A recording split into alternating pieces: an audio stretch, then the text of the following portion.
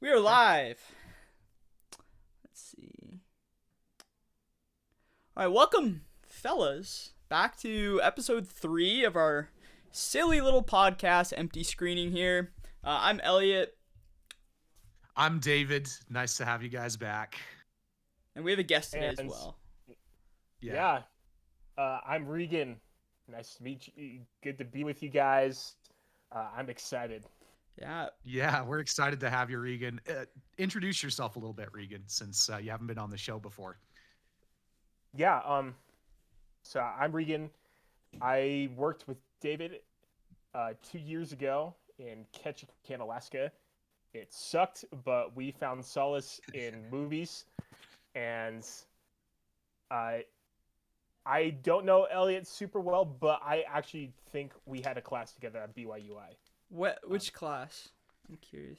Were you in video journalism? Oh yeah, I hated that class. Yeah, I L didn't like it class. either. But I think you were in that class with me, so Yeah, So there you go. That's the connection. nice. Yeah, I knew we went to the same school, but I don't think I've ever met you. Where are you originally from? I'm from Rexburg. Oh, what? Yeah, Nice. raised, Yeah. not born. Okay. We didn't know anybody was actually from Rexburg. Thought it was just all students that went there for BYU Idaho, but there you go. Yeah, Okay. there are dozens of us. So Very nice. All right, well, welcome guys. Fun episode today.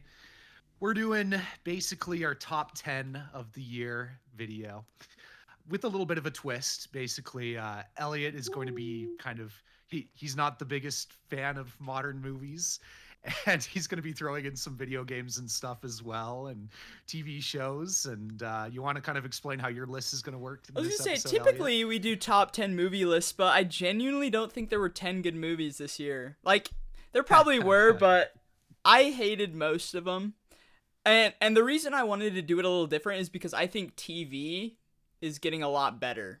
And so I wanted to elevate some of the shows that came out this year because I think they are on par with the movies that are coming out. Like the mediums are starting to blend, which is really cool. With the rise of streaming services, and so I feel like doing a top 10 kind of story list is more up my alley because I feel like many of the shows and miniseries impacted me more, and I think were better quality overall. So that's why I wanted to kind of do a little bit of both there. But honestly, if I needed to pick my brain, I could come up with 10 movies. It just felt wrong leaving some of those shows out, if that makes sense. And that's fair. I actually thought this was kind of a stellar year for TV. Yeah. So maybe I'll start off the episode by naming some of the TV shows I loved this year. I assume you're going to be talking about them, so I'll just kind of go over them quickly. But Andor season 2, phenomenal, absolutely loved it. Severance was really great. Really like what Ben Stiller is doing with Severance. Apple Music's kind of crushing it because maybe my favorite TV show of the year, Pluribus, was also fantastic from Vince Yeah, Gilligan. that is actually the one show I have not gotten to yet because my dad wants to see it. Okay. And so I'm like, dude, let's watch this. And he's like, oh, I got to do something. And so if it was just me, I would have watched it by now. But I've been kind of waiting on him. And honestly, at this point, I'm probably just going to watch it anyways. But I'm pretty sure based off of, like, I finished Better Call Saul for the first time this year. Oh, you did? I No way. did. nice. I feel like it would be on this list if I had seen it. Yeah. But I have not seen it, so Awesome. little asterisk there. Yes, no. I loved Pluribus. And then I loved The Rehearsal by Nathan Fielder, my favorite comedian. Amazing season of television, The Rehearsal. And then finally, Common Side Effects from the guys who made Scavenger's Reign. Incredible little mini series on it's not a mini series. They actually just announced a second season. But if you liked Scavenger's Reign, you got to watch Common Side Effects. It's incredible. So any TV you want to shout out, Regan? Uh, I'm not much of a TV watcher, but I did watch Okay. Andor because Andor's incredible. Oh yeah. And Pluribus is on my list, but I don't have Apple TV at the moment, so I will get around to it. But Andor is like the main thing I can shout out. As far as other shows I've finished this year, I did kind of reach a milestone with an absolutely brilliant show, which, well, it was more too, but I got through all of both Buffy the Vampire Slayer and Angel in Alaska. So like 240 plus hour long episodes. Knocked them all within a year. And honestly, it's probably one of the most influential shows ever made, just because of how much like TV changed from it. Like the comedy aspect, the story aspect, the emotional aspect. It was pioneering a lot of those areas, and I feel like a lot of, especially what miniseries are today, are heavily inspired by that show. So it was kind of cool to see where a lot of those roots were from. And even though it starts out super goofy, it's really interesting to watch it catch its rhythm and to also cross over, having like two shows that are in the same world. That's why they brought Joss Whedon on for Avengers, because he was able to juggle characters unlike pretty much anyone had ever done before. So that was a milestone for me this year. Yeah, for sure. That's no small feat. And they even shouted out Buffy the Vampire Slayer In the Naked in the Gun. Naked Gun mode. You know, Which, I like to joke that I prepared for the Naked Gun by watching all of Buffy and Angel. Very nice. All right. You kind of gave your opinion. You weren't the biggest fan of film in 2025, but I'm curious for you, Regan. How do you feel like 2025 compared to previous years in terms of film and the sort? For me, 2025 was full of sleeper hits. To find the good movies, you had to like kind of look for them. Okay. There were not a lot of, I would say, mainstream blockbuster movies that came out that I was wowed by. There were a couple which I'll mention, but it was definitely it was a year you had to go looking for. And okay. I'm fine with that. It was just it's been a confusing year for movies overall. I agree that maybe blockbuster films, there have been some that I really enjoyed. Not going to be on my list, but like F1 I thought was a fun blockbuster. Or even like Fantastic Four or Thunderbolts I thought were pretty fun MCU movies. Yeah. But I think overall the ones that are on my list, there are a couple of pretty popular ones, but you're right that they're more of the like more underground art house films. And I'll say overall, I didn't quite like this year as much as say like 2023 or even as much as last year as 2024. There were a few from last year that like have really stuck with me. Like, I don't know, Dune, or I Saw the TV Glow, or The Beast, where those are just like some of my new favorite movies, or like Look Back. But this year, I think there have been some phenomenal movies still. Some movies that I'm going to remember for years and years. And I think there's about 3 movies on my list that I'm confident are going to be classics like 20 years from now. Like movies that people are going to look back very, very fondly on. So I'll let you guys know which ones those are. I think it's hilarious because... Oh, yeah, keep going. Finish your thought. Go ahead. I was just going to say, overall, I thought it was a pretty good year. I think of 2025 as the year of, like, forgettable things as well. Of, like, mainstream things. Like, going back and looking through them, I'm like, How to Train Your Dragon came out this year? Daredevil came out this year? A Captain America movie came out this year? Snow White came out this year? The Strangers Part 2? Like, all of these things that just lapsed in my memory. Like... And that's the thing, Daredevil was so horrific. I'm a big fan of the Netflix show, and that miniseries pissed me off more than anything else at that time, that month. It was painful to watch them just dissect everything I love about that show with Foggy and Karen and Cuckpin now. Even Muse, like they bring in Muse, who's like the coolest idea for a villain. So cool. Even the costume design was sick. And I was like, bro, this guy's awesome. And they just complete blunder. So this show that pissed me off to no end, I would forget about a month later because another pile of dog crap would come out. Snow White, War of the Worlds. Honestly, Thunderbolts for me was like pretty mid at best. I just think it's so much better than everything else that Marvel's been putting out that it got attention for some reason, but it's it's not quality by any means. There's another Jurassic Park movie that came out, and that thing probably lost money. Like, all these big franchises and these big hits, but, like, no one... The ones that are remembered are the ones that are, like, the most contentious, like Superman. Whereas people have been arguing about Superman and James Gunn on Twitter all year long. And they still are with Supergirl. But Ironheart, that's another one I just remembered. Ironheart came out this year. Wow. There's so many. It's so bad. And there's just so much media coming out that you just forget about the bad ones. Yeah, for sure. I think one that I won't forget, but I think it was unquestionably bad, is the Minecraft movie. Oh my gosh, I forgot that was this year. But that was the biggest theater experience ever, bro. Yeah, that's the thing. For me, Minecraft movie is one of those movies where I know it's bad, but I've already watched it twice this year. I think I saw it like 3 times, not gonna lie. Yeah, that movie unironically is really funny. Both in concept and in execution, and it's. Oh, do you know what else was that came out around the same time? The Monkey. You remember the Monkey? Yeah, I forgot about the Monkey. The Monkey in Final Destination too.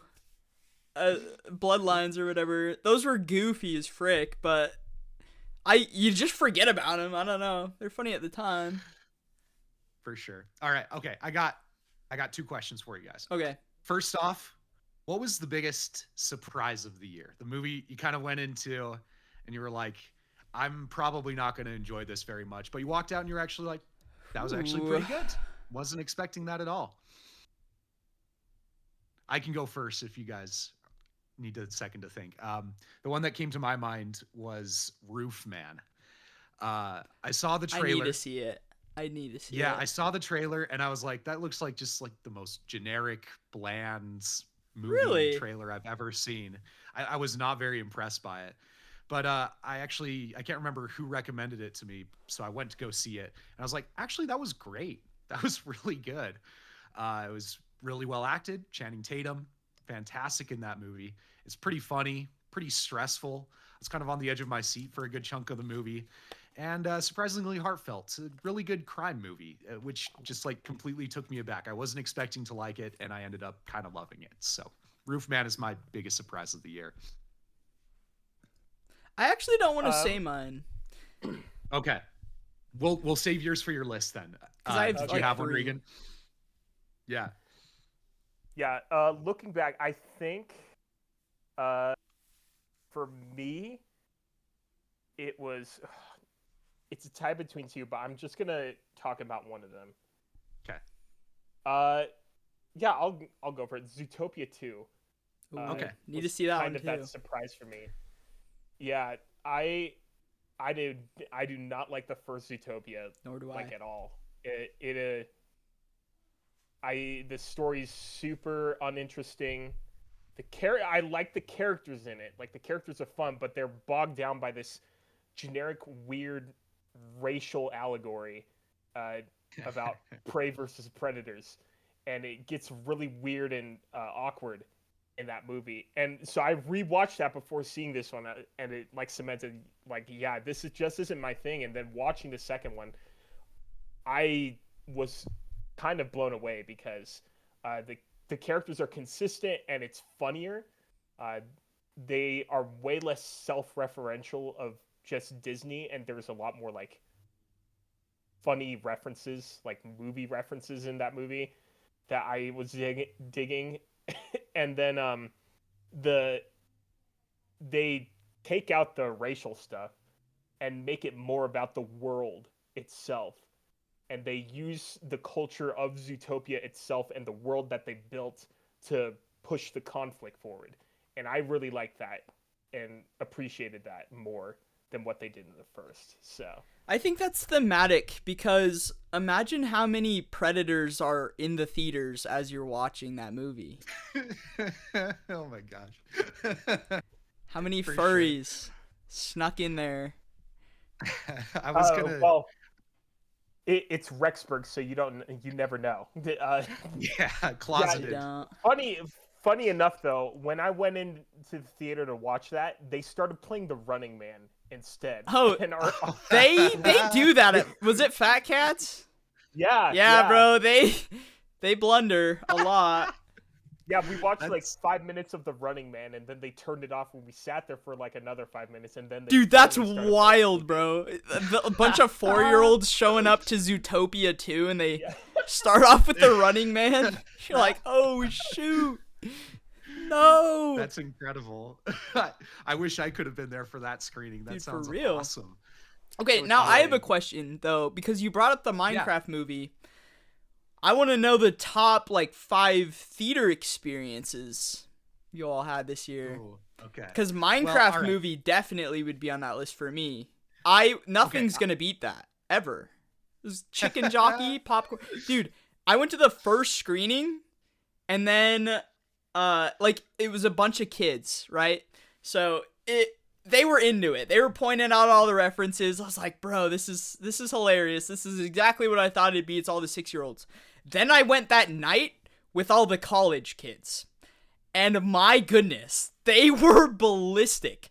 Everyone's dressed up. You're either in a tuxedo or like absolutely jacked. My roommate, who is massive, gets like a youth large Minecraft t-shirt, rips off the sleeves, and is popping through that thing. And everyone's got their Oakleys and popcorns throwing, standing ovations. I've never seen anything like that before. It was beautiful. That's incredible. I won't spoil some of mine because a lot of my favorite theater experiences are going to be on my list. But a few that stand out to me, we went to go see Revenge of the Sith in theaters That's up right. in Alaska. That's And right. that was, oh man, that was so fun. And there was a kid next to me, and when Yoda came on, he was like, "That's Yoda. I love It Yoda." is Yoda. And I was like, oh man, this kid is just like gonna remember this for the rest of his life, and I'm gonna remember this for the rest of my life. And I was always a fan of Revenge of the Sith, but like seeing it on the big screen really solidified Holy it as cow. like, oh, this is one of my favorite Star Wars movies. Absolutely. I love this one. Yeah. And go ahead. I'm gonna shout out that too. I went and saw that with my sister and her husband, and my theater was electric. And especially, I think the funniest part for me was that my audience, anytime Palpatine did anything, people were laughing. They were dying. He's the best part of that movie. Yes, he is. It was great. Creamy Sheev. I love him. And then the other one, both of these movies didn't come out in 2025, but my other favorite movie theater experience was Kill Bill. Yep. I gotta see the whole bloody affair. And Quentin made a fool of himself on social media recently. Yeah, he did. But like undeniable that Kill Bill is still just such a fun movie. And same deal, seeing it on the big screen, it was just like so electric, and everybody was so into it and excited. And seeing it all as one movie just made it all work so well for me. Yeah. I had a blast seeing the whole bloody affair on the big screen. Did you guys watch that one? Yep.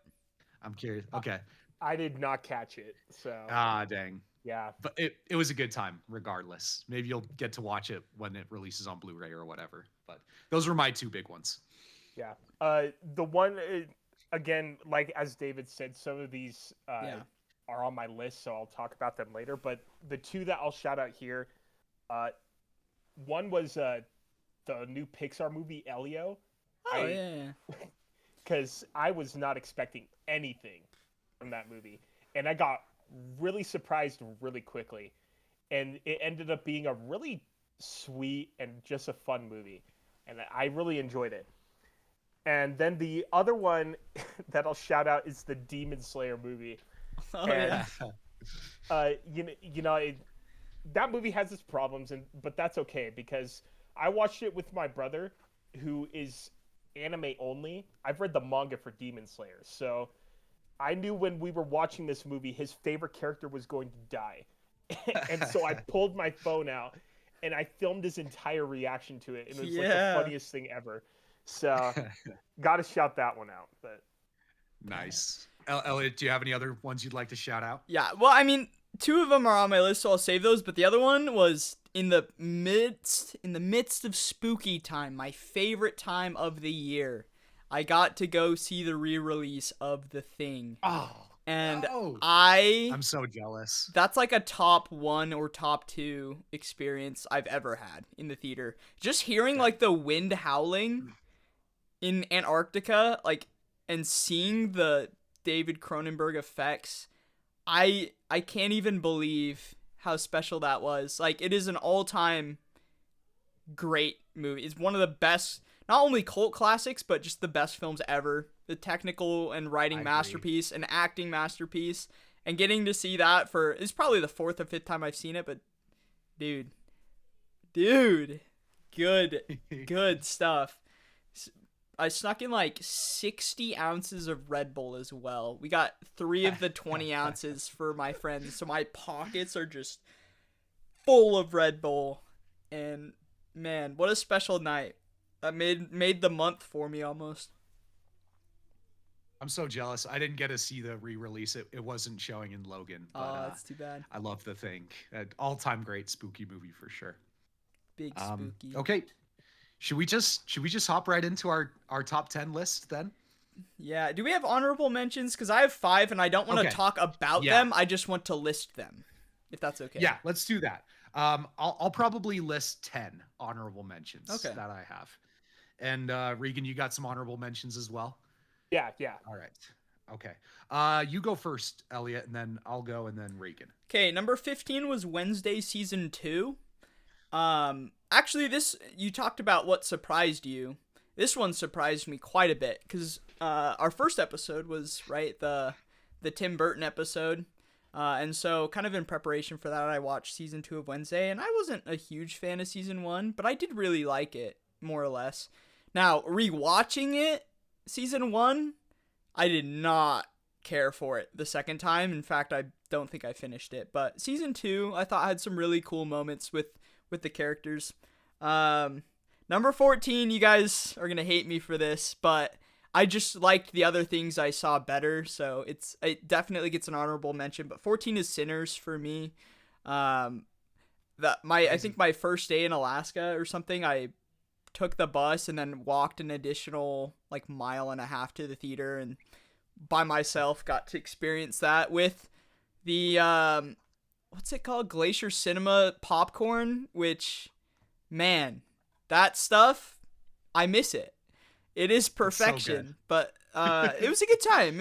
It looked pretty. I loved the film look. I loved From Dusk Till Dawn, so it kind of reminded me of that. And Michael B. Jordan, Haley Steinfeld, a good time there.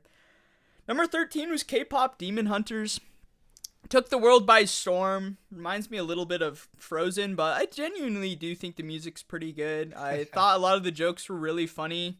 I don't think the story's anything special, but, you know, I appreciate it on what it does and, like, the cultural impact that it has, even though I think, like, it's nothing crazy. I do appreciate its originality, though, as well. I think it's a strength that it has, so that was fun. Number 12, Severance Season 2. I honestly, unfortunately, had a hard time remembering too much of this, but I do remember some moments that I really like Devour Feculence and like the sequence at the beginning where he's running and the, what's her name, Clavel? Just the like Icelandic little village that they go to. Like, there were some good moments. I thought it was neat. I also started to get the impression that they don't super know where they're going, which isn't great, but I appreciated that. Number 11, this was really hard to keep off my list, but for shows that most shows do not stick the landing. Stranger Things will probably be doing an autopsy for that in the coming few weeks. Squid Game season 3 also was horrendously concluded. That show fell off so hard. And talk about forgettable things, because I forgot that one existed. My goodness, it's depressing. But what did stick the landing and is in the same vein as Squid Game. It's like the Japanese version. It's called Alice in Borderland. And I think not only does it have the best title sequence of any show that came out this year, but man, it is so clever, just with the game designs. But what I really appreciate that only Squid Game Season 1 was able to capture were the character moments. It had strong character moments through all 3 seasons, and some of the strongest payoffs were in Season 3, and it really wrapped it up so nice in a way I didn't super expect. Like, that last episode was one of the most kind of insightful things that came out all year. It did drag at certain times, but hard recommend Alice in Borderland, especially if you like Squid Game Season 1. I really, really appreciated that. So those are 5 that were right there. They just didn't quite make it. Nice. Good list. I'll have to check out Alice in Borderland. I haven't even heard of it. Okay. Really? I'll just speed run through mine really quick. Number 20, I have the Korean animated movie Lost in Starlight. Great movie. 19, I have It Was Just an Accident, the Palme d'Or winner at this year's Cannes Film Festival. At 18, I have Bugonia, Jesse Plemons, Emma Stone, Yorgos Lanthimos. Super fun. Maybe the most mainstream Yorgos Lanthimos movie, which is always a fun time to see. 17, I could have sworn it would be higher, but it slowly kind of made its way down the list for me the more I thought about it. I had The Long Walk. Really fun Stephen King adaptation. 16, I have Celine Song's Materialists. People kind of were bashing on this movie all year, but I actually really liked it. Thought it was really well acted, really touching. Thought it was a neat insight into the workings of like modern love. Really great movie. 15, I have 28 Years Later. Fantastic movie. I actually love 28 Years Later. Oh, it's so bad after the first third. Oh, man. I disagree. Listen, Samson the Hung like is the a whole national thing. treasure, though, so at least we got him and Jimmy Savile as well. I do love Samson, but Samson I will the Hung defend that movie to spinoff. the grave. I need it. Man, I loved 28 Years Later. Danny Boyle, Weird. awesome director, and one of the most interesting looking movies of the year. 14, I have Ari Aster with Eddington. It's actually my favorite Ari Aster movie since Hereditary. Really liked it. I know a lot of people didn't like it, but I loved it. 13, Tim Robinson movie Friendship. Super funny. Had one of the funniest scenes I've seen in my entire life, actually. The trip scene is so funny in that movie. I ordered a sandwich. Yeah, so hilarious. At 12, it actually kind of pains me that this didn't make the cut. I have Wake Up Dead Man. Loved it. It's actually my favorite of the 3. Love the performances. You're right. Love the mystery. Yeah. I agree with you there because it is the least shite of arguably the worst trilogy I think I've ever seen in my life. I think Ryan Johnson should be jailed for ruining the mystery genre as a whole. I think that might be your worst take ever. That might be the most accurate take because he does not know how to write a mystery. Oh my gosh. It's so insane. Yeah. It's like the same formula. No way. It'll be like God. Act 1, the character hears there was a gunshot in the other room and the person died. But Act 2, it's revealed that, it couldn't have been a gun because it was actually a water gun. And you're like, oh my gosh, where could this be going? And then Act 3, it's like, it was a water gun, but it shoots acid that kills you and it also makes gunshot noises. So it was the gun. And you're like, this is so retarded, dude. This, no one... And the biggest crime he does, and I hate you if you do this, like you're tacky and you should die, is when you take audio clips or video clips and show your audience those, and then you play them again later but change them. That is so sneaky, and that means you're not good at setting things up, which Ryan Johnson is not good at setting things up. I think that's retarded. Sure, it looks good. Sure, they're acted good. But the mystery aspect is the most important part, and if you can't write a mystery, stop making movies. He needs to calm down, okay? You can try and argue that they're good, but for someone that, like, especially in this one, like, for someone that doesn't understand what a autopsy report is, like, with the chemicals or finding stuff in their bloodstream, like, it's so basic, and we have the most idiotic detective on the planet, and I don't want to see another movie with him. Especially after the second where they burned the Mona Lisa, bro. Garbage. Absolutely horrible. I hate Knives Out. Oh man, I genuinely can't stand that take from you, Elia. I think it's a horrible take. I love this movie. I think it's super fun. I think it fleshes out its Christian themes very well, especially for like a mainstream Hollywood. Yeah, any movie. Ryan Johnson fan would defend the themes. That's all you have. It has great themes. That's and all you great have characters, to stand on. and great cinematography and great directing. Everything I like about movies is in this one. You know, it's just a very great, well-rounded, fun movie. Okay, but moving on. 11, I have Chainsaw Man Reze Arc, which was one of the most fun I've had in the theater all year as well. I really enjoyed that movie. So those are my honorable mentions. How about you, Regan? Okay. In no particular order. Mickey 17. Really Forgot funny. about that one. Robert It's a good one. Pattinson. Robert Pattinson. That's it. I enjoyed Thunderbolts a lot. Shout out to Louis Pullman. He's like the best part of that movie. He is. Yeah, Phoenician Scheme. Wes is it's a back. good one. That was good. Return to the Wes Anderson that I prefer. Hmm. Mission Impossible: Final Reckoning. Oh my gosh! Why? What? When Tom Cruise gets on the submarine with all the zesty crew members, I don't know. That part was really funny to me. But the other part where he's running through the submarine, one of the most well-crafted action That sequences. seems incredible. Yeah, it's Yeah, really that good, seems but amazing. the movie sucked, bro.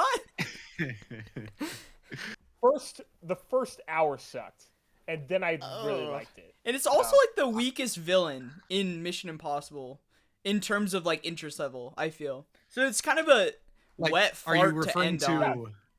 You're referring to the AI, or are you referring to the guy? Both. The AI is really frustrating for me because they keep telling you it's the smartest AI ever, and yet it gets outsmarted not only at the end but throughout both movies, which I think is why would you tell us that if it's not true? There was an Eskimo grandma in this new Mission Impossible though, and I guess that'll raise it half a star for me. We're at a 4 out of 10 there. Yeah, I had fun. I'm glad you had fun. That's it's probably more than I had. Yeah, I liked that one too, even though I recognize it has some serious problems, but the airplane scene at the end and the submarine Set scene pieces kind of are like fun. redeemed the movie for me. Yeah. Okay. Sorry, Regan. Keep on going. Yeah. 20. No. Materialist. Chris Evans is genuinely amazing in that movie, and I'm really disappointed that not enough people are talking about that. I shout out Takapi's Original Sin. I was blown away. It's an anime, 6 episodes. It was like the roughest watch I've ever had in my life, but It's pretty really intense, liked it. man. Let's see, anything else? I'll shout out Wake Up Dead Man. We already talked enough about it, so Cringe. I'm not going to say anything. You're cringe. I like Base. I like Base Regan. Base Regan. Amazing pick. I think the scene where he has to counsel the woman and prays with her is one of the best scenes of the year, honestly. Bruh. That's just me. It's Josh fine. O'Connor. Dude, Josh O'Connor in that movie is so good. That's one of my favorite he performances is. of the year. He's incredible in that movie. Yeah. Okay. And then, regardless, Zootopia 2, which I already mentioned, really good. I'll shout out Avatar: Fire and Ash. Fire and ass. I had fun. Stephen Lang is the best part of those movies. Bro. Miles Quaritch, the villain. Yeah, I agree. He's the I best agree part of those there. movies. I just wish they could graduate from him. And I like the lady Una Chaplin. Is her name? Yeah, Yeah, she was Varang. I great. think she's She was good. I fun. just want more of her, and I hate all the I kind of agree. protagonists. I don't like them. Okay. I don't like that they rape animals either. I think that's rude. Here's the thing. Here's the thing with Avatar. I was actually quite liking it for like the first hour. I thought it was a lot of fun, and I thought it had some great set pieces, like the air nomad spaceship, not spaceship, whatever thing they were flying around in. I thought was really cool. The kamikaze Navi. Yeah, exactly. That was awesome. Namikaze, Um, bro. I just, I can't help but feel like the whole ending was kind of just the same thing that All the happened in Way of same. Water. And the It's first. like, It's the same in I don't all know. of them. This is coming from somebody who really liked Way of Water too. I thought that movie was Dang, really really? good because it like fleshed out the world really interesting ways, and it was such a leap in technology. So I really liked Way of Water, and I just kind of felt like this one was a bit derivative, and ultimately didn't win me over, unfortunately. But I want to hear your case for it, Regan. Yeah, I liked it because the movie deals a lot more with like grief and the absence of people that you love, and that like permeates the entire movie.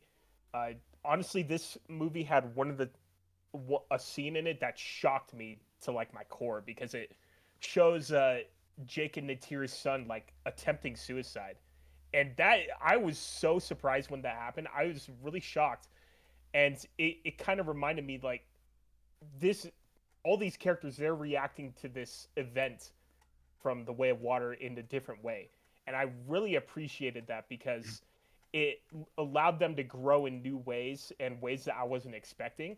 And I even ended up liking Spider a little bit, just a little bit. Like I still really can't really get behind a lot of what they're doing with Spider, but I like this character a little bit more than the second one. Did you like when he made And out with Sigourney Weaver? Like a 7-year-old woman? they I didn't did like have that a part. stand-in. They did have a stand-in. Doesn't like, matter. on You hear her set. voice and you see it. That's- What are that's you true. trying to That's say, true. James Cameron? I- What are you trying to tell me, James? That part was very strange. I'm not gonna lie. Yeah, I yeah. was kind of squirming in my seat at that part, but Yeah. I can see why people like it. Yeah, and I give the final battle a pass because even though it's like very very derivative of the first and second ones, it has the characters in new places, and they are in a different place than they were at the end of the second one. There are new dynamics, new things that they're thinking about, and so I was less interested in what was happening like action wise, and more in what the characters were going to do themselves, like the choices they were making, and especially with how it ended. The only reason I want Avatar 4 is because I want to know what happens next for Miles Quaritch.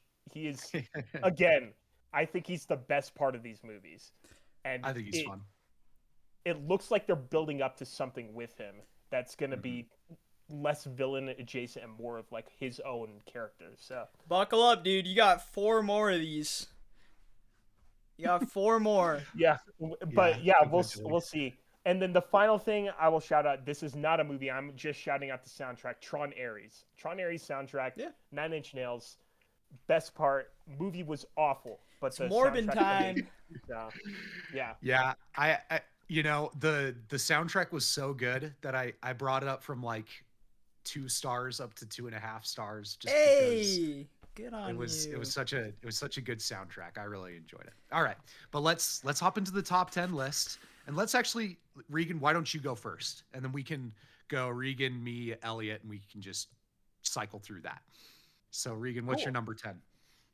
My number 10, you actually already mentioned it, David, but Lost in Starlight, Ooh. Korean animated film. It's on Netflix.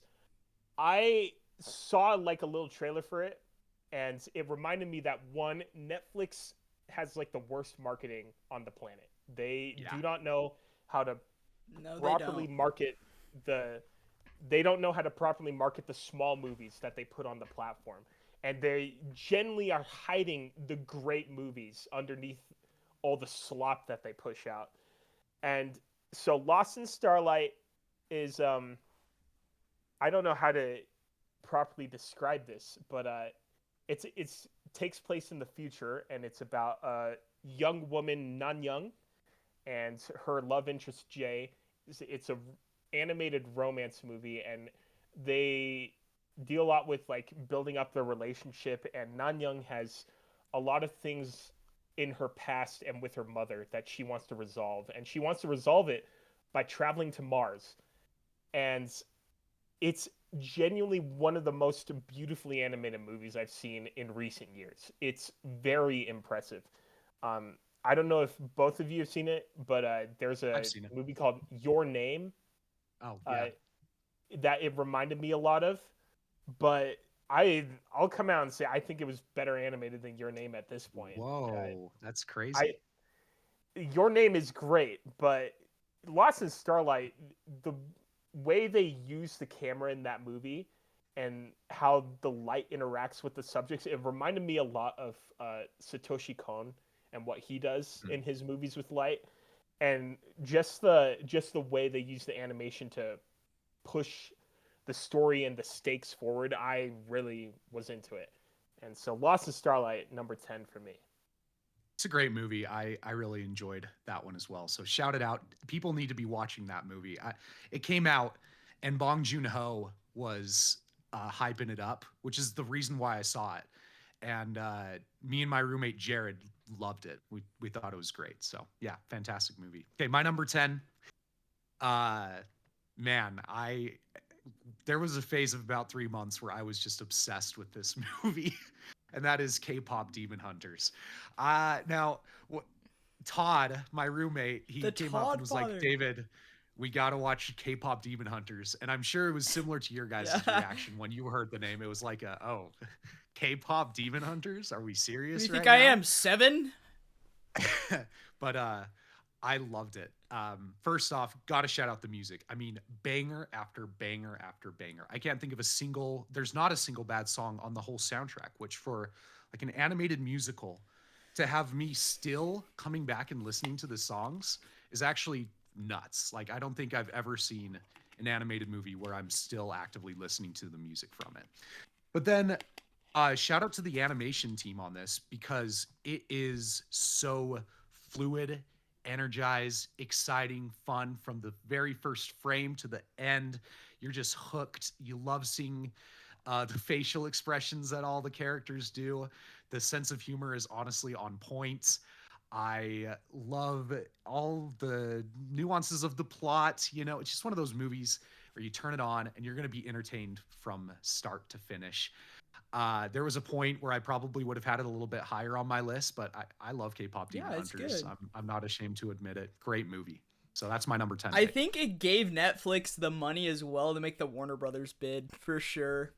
I don't think it would have happened without K-pop Demon Hunters, so you can thank them for that.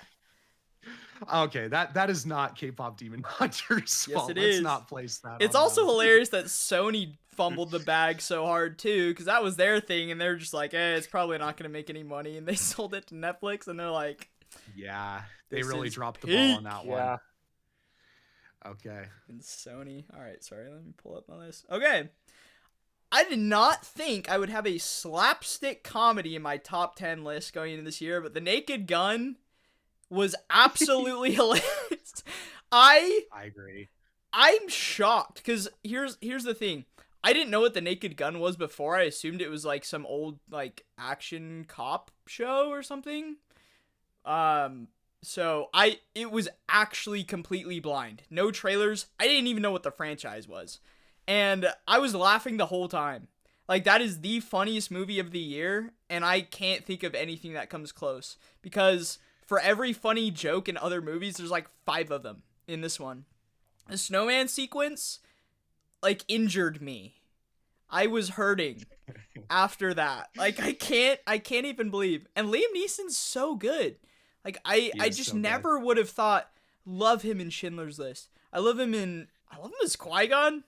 I love him as Aslan. I like him in so many of Who these different doesn't? things. You never would have thought he would be like really good for The Naked Gun, and my goodness. And all the tropes, like they do them, but they make them funny and they're smart about it. Like I appreciate how for a dumb comedy, it is really clever and really smart, and they're just pumping out jokes constantly. It's fun to talk about because I was impressed. It surprised me a lot. I own it now as Great well, pick. so It's gonna be on my list as a spoiler. I love that let's movie. go. All right. Okay, Regan, what's your number 9? Yeah, my number 9. I actually have something to go along with this.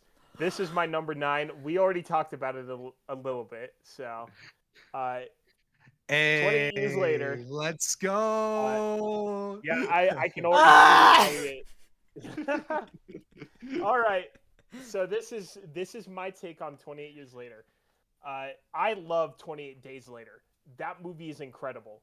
Me Cillian too. Murphy, amazing. Yeah. And going into this, I didn't really know what to expect because 28 Weeks Later is generally like one of the worst sequels and follow-ups that you could make to Really? 28 Days Later. Yeah, I do not like I don't 28 like Weeks it, but I Later. think it gets overhated a little bit. There's some stuff that's good in it, but I just, as a follow-up, I found it really weak, and It the has characters a in that No Way movie. Home problem where I feel like the inciting incident is so utterly stupid that it hurts the rest of the movie, but the rest of the movie is actually, I think, pretty decent. And well, in the case of No Way Home, the rest of the movie is one of the best things I've ever seen. But it's hard when you have an inciting incident that kind of damages or tarnishes the rest, but I do think it gets a little overhated. Yeah. And one thing that I really don't like in 28 Weeks Later is how they treat the infected. The infected in the first one, they're scary. And like when you're infected, you're basically dead. It infects you in like 2 seconds. And I really like the tension with any time there were infected on screen. In Weeks, the infected are treated way more like actual zombies. Uh, the movie forgets that they used to be human, and uh, there's actually a scene in Weeks where there's like a helicopter and it shreds through like 50 of the infected, Freaking and sick. then it shows the infected, and some of them are still crawling around. That's not how that's not how the rage virus works for this Fair infected. enough. They are not zombies. And 28 years later brings it back to the fact that these infected used to be human, and it evolves them, like we see with Samson the Hung, or the Samson the the, Hung. the infected pregnant woman. Like it's building up like a culture for the infected, which I really liked. But I think the center of the movie for me was really cool was that this is way less of a horror movie and more of a fantasy coming of age, like one of those old 80s sword and slash kind of movies with Spike and his quest to like find a cure for his mom and trying to get her to a doctor. And it felt really a lot like a fairy tale, which I really dug. It captures the vibe that I feel like Stranger Things wants to capture better than Stranger Things does. Hmm. And I I really liked it. And when they get to the Bone Temple, like Ooh. in normal circumstances, like that would be a completely Ooh. terrifying scene, and you wouldn't there'd be like tension around Ray Fiennes' character and what he's doing, but it's treated with like this weird kind of sacred feeling, and it Mhm. feels peaceful there, and I really like the subversion of that. And I think it ends off in a way that makes me really excited for what they're gonna do next. Like Bone Temple comes out in like what, 3 weeks? I'm so Yeah, excited. I'm It excited for it too. Yeah, it completely blew my expectations away. It subverted them in a great way, better than uh I'll mention him again. Ryan Johnson sometimes drops the ball in subverting expectations, but I think Danny Boyle and Alex Garland, they both did a really good job in using it here. And of course, the filmmaking is unique. Really, they use the iPhone cameras really well, Yeah. and there's actually some really beautiful visuals in this movie. So yeah, 28 years later is my number 9. I think it is I love wild to drug a child and then murder his mom. I think it is a little insane, but He consented to it. he didn't. The Yeah. kid didn't, bro. They drugged him. Well, here's the thing. There was no way think, out. Yeah, I don't I think know. it's actually a very They didn't surprisingly even touching discuss it. movie. And I can see people kind of experiencing a bit of a tonal whiplash watching it for the first time. But watching it again, it all actually makes sense with what the story is building up from the beginning. And I love the tone, love the look. I'm with Regan on. I think that's one of the better movies I of the don't year. hate this one, but there's a few eyebrow raising bits, and I'm just baffled by the mom payoff. I think it's really odd. I also am baffled by the dad. Just like I feel like they kind of take him out, and he just kind of sucks all of a sudden from Acts 2 I and think they're 3. building up. I think they're It's building just- up him having a bigger role in the next movies. Is what They'd they're have going to for. explain why that didn't happen earlier, because everything they showed us in the first third, it just does not make sense why he would be MIA for the last two. I don't get it, and maybe they'll come up with an explanation, but it's weird to me. It's strange, but yeah, there's some good moments for sure. I get why it's divisive, but I really love it. Yeah. My number 9. This was one that snuck up on me.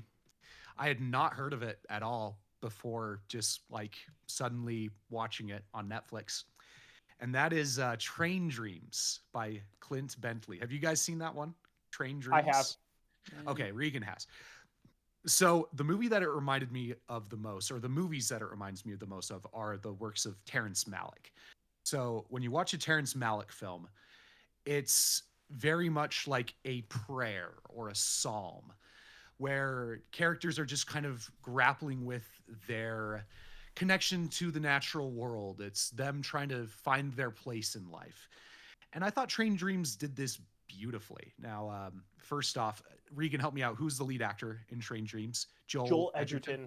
Yeah, Yeah. so Joel Edgerton leads the movie, and he is like a frontier worker. He works on railroads. He works in forest with lumber. He has a wife and kids. And it does some really beautiful things with grief, with loss, with how you are connected to the natural world in a way that really, really touched me. And by the end, it might be, I think it's my second favorite ending of the year. Moved me in a way that I really wasn't expecting. It's a type of spirituality you have to be a very great filmmaker to achieve, and to have it pay off in a way that feels authentic and not kind of forced or shoved down your throat. And I think Clint Bentley did a great job of doing that. Now, I looked at his filmography on Letterboxd, and it seems like he hasn't really made too many other big, notable feature films. Maybe I'll have to check out some of his other works, but it looked like they were all kind of smaller movies. But I'm very excited to see what he does next. If I have a drawback with the movie, I think the narration can be a little on the nose sometimes, but it doesn't take away from the emotional impact. Also, shout out William H. Macy, who I always love. He was amazing in this movie. Maybe, possibly, my favorite performance I've ever seen from him. It's either this or Fargo. Like, he was fantastic in this movie. So, Train Dreams, Clint Bentley, amazing movie. That's my number 9 pick. All right. My number 9 is a follow-up to my number 1 from last year, which was Wicked for Good. I was kind of disappointed by this one in a sense, but I still think it is really solid, especially on a rewatch. Like the first time I saw it, I was a little bit unsure. I saw it like on way advanced screening in 3D, and there were like outlying circumstances that made it like a good experience, but I just wasn't particularly impressed. And the more I thought about it, there were some issues I had with kind of where they allocate their time and some of the things they add and some things that didn't make sense. But watching it again, I saw it in IMAX. It is pretty stunning. The visuals. I don't know if you saw it, David, but one of the songs they added, "Girl in the Bubble," the camera stuff they do with the mirrors in that is absolutely mind blowing. Like it is one of the coolest sequences. Fun. I think the acting carries over as well. It's just really, really good. I'm a huge major Wizard of Oz fan. I'm from Kansas City, so I'm very, very familiar with that movie. Um, Preparing for this one, I rewatched The Wizard of Oz and the first part of Wicked, which I absolutely loved, and it was cool to see how respectful they were and how well they integrated The Wizard of Oz, which I thought was a really tough task that they handled okay for the most part. I would have liked more of the Scarecrow, and I understand why they made the decision to kind of step away from, Dorothy and Toto and the Cowardly Lion and all them. But I think when you have Fiero play such a major role in the first one, to not really like show him or give him attention after the Scarecrow transformation was a missed opportunity. The music isn't as good, but that's another thing that I think people are really harsh on for some reason. Because honestly, the first time I watched the first movie, I liked two songs a lot. And it was after listening to the soundtrack that I really started to like the other ones. And I had a very similar experience with this movie where there were two songs I really liked at first. And then after listening to the soundtrack, I kind of started to like a lot of those other ones as well. So it is elevated. I think the fact that it was shot the same time as the first one, like many of the things I enjoy from the first one carry over. There are just more things, especially with them having to conclude it. And typically with the wizard and like the evil teacher lady, I think they weren't the greatest, but I still think it's really, really solid. I was impressed. Fair enough. Yeah, Uh, Wicked is one of those things for me. Like, I can totally understand why people love it. Yeah. And for me, musicals are just not my biggest thing. Yeah. A few musicals are really good. Like, I really like the original Wizard of Oz. That's a really fun movie. And I do like parts of the first Wicked, and I liked parts of this one, but I'm gonna have to disagree that I think the parts where they tried to integrate the Wizard of Oz were done really poorly. Wow, I really? think, yeah, no, I think the Cowardly Lion's motivation makes zero sense in the context of Wicked for Good. Like him showing up and him being like, "Oh, you let me out of your cage and you denied me the chance to choose for myself." I was like, "What does that even mean?" She let you out so you could choose for yourself. And Because what I think about that too is the narrative that is being spun is very much so like the wizard talks about you need someone to blame. So the culture that has been created amongst the animals and the people, I think, was ingrained in him. Because she released him, she just didn't interact with him. So they could have told him, especially as her being the villain, they could have told him anything in between that time. I don't know. I don't think there is enough time or information to have a problem or a praise with the lion specifically because he's just not in it that much. So yeah. Yeah, and then like I wish there was more of Bach. Like I agree. the, There were the whole things I stuff wanted with, more of for sure. yeah, the whole thing with Nessa gave me a headache. Like she's like one of the most frustrating characters I've Yeah. ever had to watch. And and I get that, like that's the point of That's her her character. Yeah. But she's stupid beyond the point where it feels like she should at least have some reason in her brain, like you shouldn't be doing some of the things you're doing. And then like at the very end they recasted the Scarecrow with Ryan Reynolds. Like suddenly it's Ryan Reynolds Deadpool at the end instead of Jonathan Bailey, and it looked really bad. Like I Oh, saw I think behind that's the cool. scenes they had like the makeup and the costume, like he looks good behind the scenes, but then like in the context of the movie, like when he showed up I was like, whoa, he does not look that good. I also, again, this is a problem with I had with the first movie, but it is ugly. I Whoa. really I do not like the way they color grade some of these sequences. The way they use the backlight to overblow some of the scenes, and The like I can't bloom tell what's or happening. the halation. Yeah, the bloom. I'm not a fan of that. Huh. And there are just some things that are holding it back, and I think it's mainly I'm blaming on John M. Chu. I don't think he was the strongest pick for a director for these movies. Hmm. And one thing I will say in compliments to it though is that Ariana Grande amazing. She's the best part of these movies. Uh, she's very good, and also Jeff Goldblum was much better in this one than he was in Ooh, the first movie. really? I I kind of hated agree. him. At least I for hated me. him in this one. I in the first one, I thought he was really bad at singing, and Well, I yeah. know he's a good singer, so I was like, what is happening here? And then in the second one, he felt more like in the role than he was in the first one. I can I get think behind that He take. seemed yeah, more Jeff Goldblum-y. Like I felt like he was just kind of weird and quirky, and I didn't understand his motivation as much. Like he seemed like a villain in the first one, and he seemed incompetent in this one a little bit to yeah. me. I I think Hugh Jackman would have done a way better job as the wizard. Huge Hmm, Uh, Ackman. that would have yeah, been a fun pick. Yeah, I like that yeah. idea. And then Yeah. Michelle Yeoh Oh, is terrible. She's oh, Yeah, awful. she's really bad. yikes. She looks Wicked. the part, No. but yikes. Dude, also all of I the actors are scary like skeletons, dude. You could the Yeah. collarbones, you could like put a soup in there. Dude, the marketing for this movie, I all didn't the follow it. I cast didn't follow interviews it, bro. is just it is so baffling. I can't ever They're wild. determine like if they're just putting on a show, if they're trying to be funny, or if that's just how they actually are. It's bizarre. It's bizarre.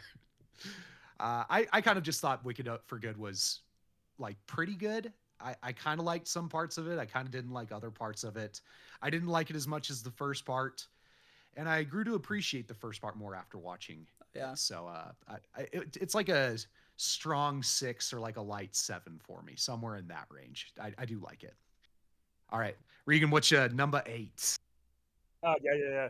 All right, we talked about it already. We're going right back in. Number 8, K-pop Demon Hunters, dude. Let's go. I just so giving Elliot some context. I am half Korean, so this movie reached me a little bit more personally than Nice. some other people, and uh, yeah, I had the same first impression, like seeing like the title and the pop up on Netflix. I was like, what is this? Like this is like one of the most weird titles ever. It just blatantly states like, yeah, they're K-pop demon hunters. What else do you want? And I did not know what to expect, and I got exactly what David said, like a surprisingly deep and emotional story for what it is, and like the characters are going through things in this movie, and I really liked how the songs, especially like even though the songs are bangers, the songs are also pushing forth like the characters' stories and like giving you more context to what they're feeling inside of themselves. The one complaint, and it's not necessarily like a huge complaint, and I think it's even a strength, is that there is so much in the movie that's boiling under the surface. A lot of things that you can unpack by watching the characters interact and like talk about their past, and there's not enough of it. There's a lot of context that could have been unpacked, a lot more characters that could have like had more time to shine. Yeah, I wanted more And of the two sidekicks a little bit because I think they're cool. I just yeah, don't know them very much. I can yeah. get behind that too. hmm and especially their mentor, like Celine, she Yeah. deserved a lot. Bro. There's so much about her story that has so much more importance in this movie that they just don't explain. And I wanted more of it, and they're making a sequel, thank goodness, and hopefully they'll go into more of like the story in the sequel. But the movie left me wanting more, so I'm not necessarily mad that it didn't explain everything. I'm just a little disappointed. But So at the I've end of the heard. day, Oh, go yeah, ahead. Yeah. at the I end was of the just. day, it's an amazing movie. Yeah. I've heard that the movie was actually originally like 2 hours and Yeah. 20 minutes long, and they had to cut it down if they wanted, like the studio had them cut it down. And in some regards, it's nice having just like a really Uh, succinct hour and a half, just like nonstop fun banger from start to finish. But I agree that they definitely could have fleshed out some of the ideas more. So I'm with you on that. That's my biggest gripe with the movie as well. But Yeah, amazing. I love K-pop Demon Hunters. yeah. And then my other big gripe with this movie, it has nothing to really do with the movie. It has to do with Netflix, because Netflix released this movie in theaters twice for one weekend, and both weekends it was number one in the box office. And it it leaves me wondering, why is Ted Sarandos such a moron? Yeah, Why does he not hates understand? money, dude. Yeah, why does he not understand that releasing these movies in theaters would be amazing? Like imagine if K-pop Demon Hunters had like a 90-day theatrical run. It'd Be be incredible. insane. It'd be insane. I think it would have like been in top 5 grossing movies of all time easily. Like Yeah. honestly, that's what I I think think. so. Yeah. Did And you hear what he said about his son? don't even get. Oh my gosh. So Uh, stupid. Yeah. Crazy. Yeah. yeah, no, he's an awful human being who doesn't understand what movies can do. No. And if they buy Warner Brothers, I will be very sad. So No, I think there's good potential there. He's just an idiot. Like, I like the idea of Warner Brothers being able to, I guess, go a new direction, because I feel like they have been in a tough spot, and this gives them an opportunity. But I have this hopium that maybe there are some other people in the higher ups that think a little differently, that'll be kind of overseeing it more or less. But Yeah. I've heard that they plan to still have it do like theatrical runs, but I don't know.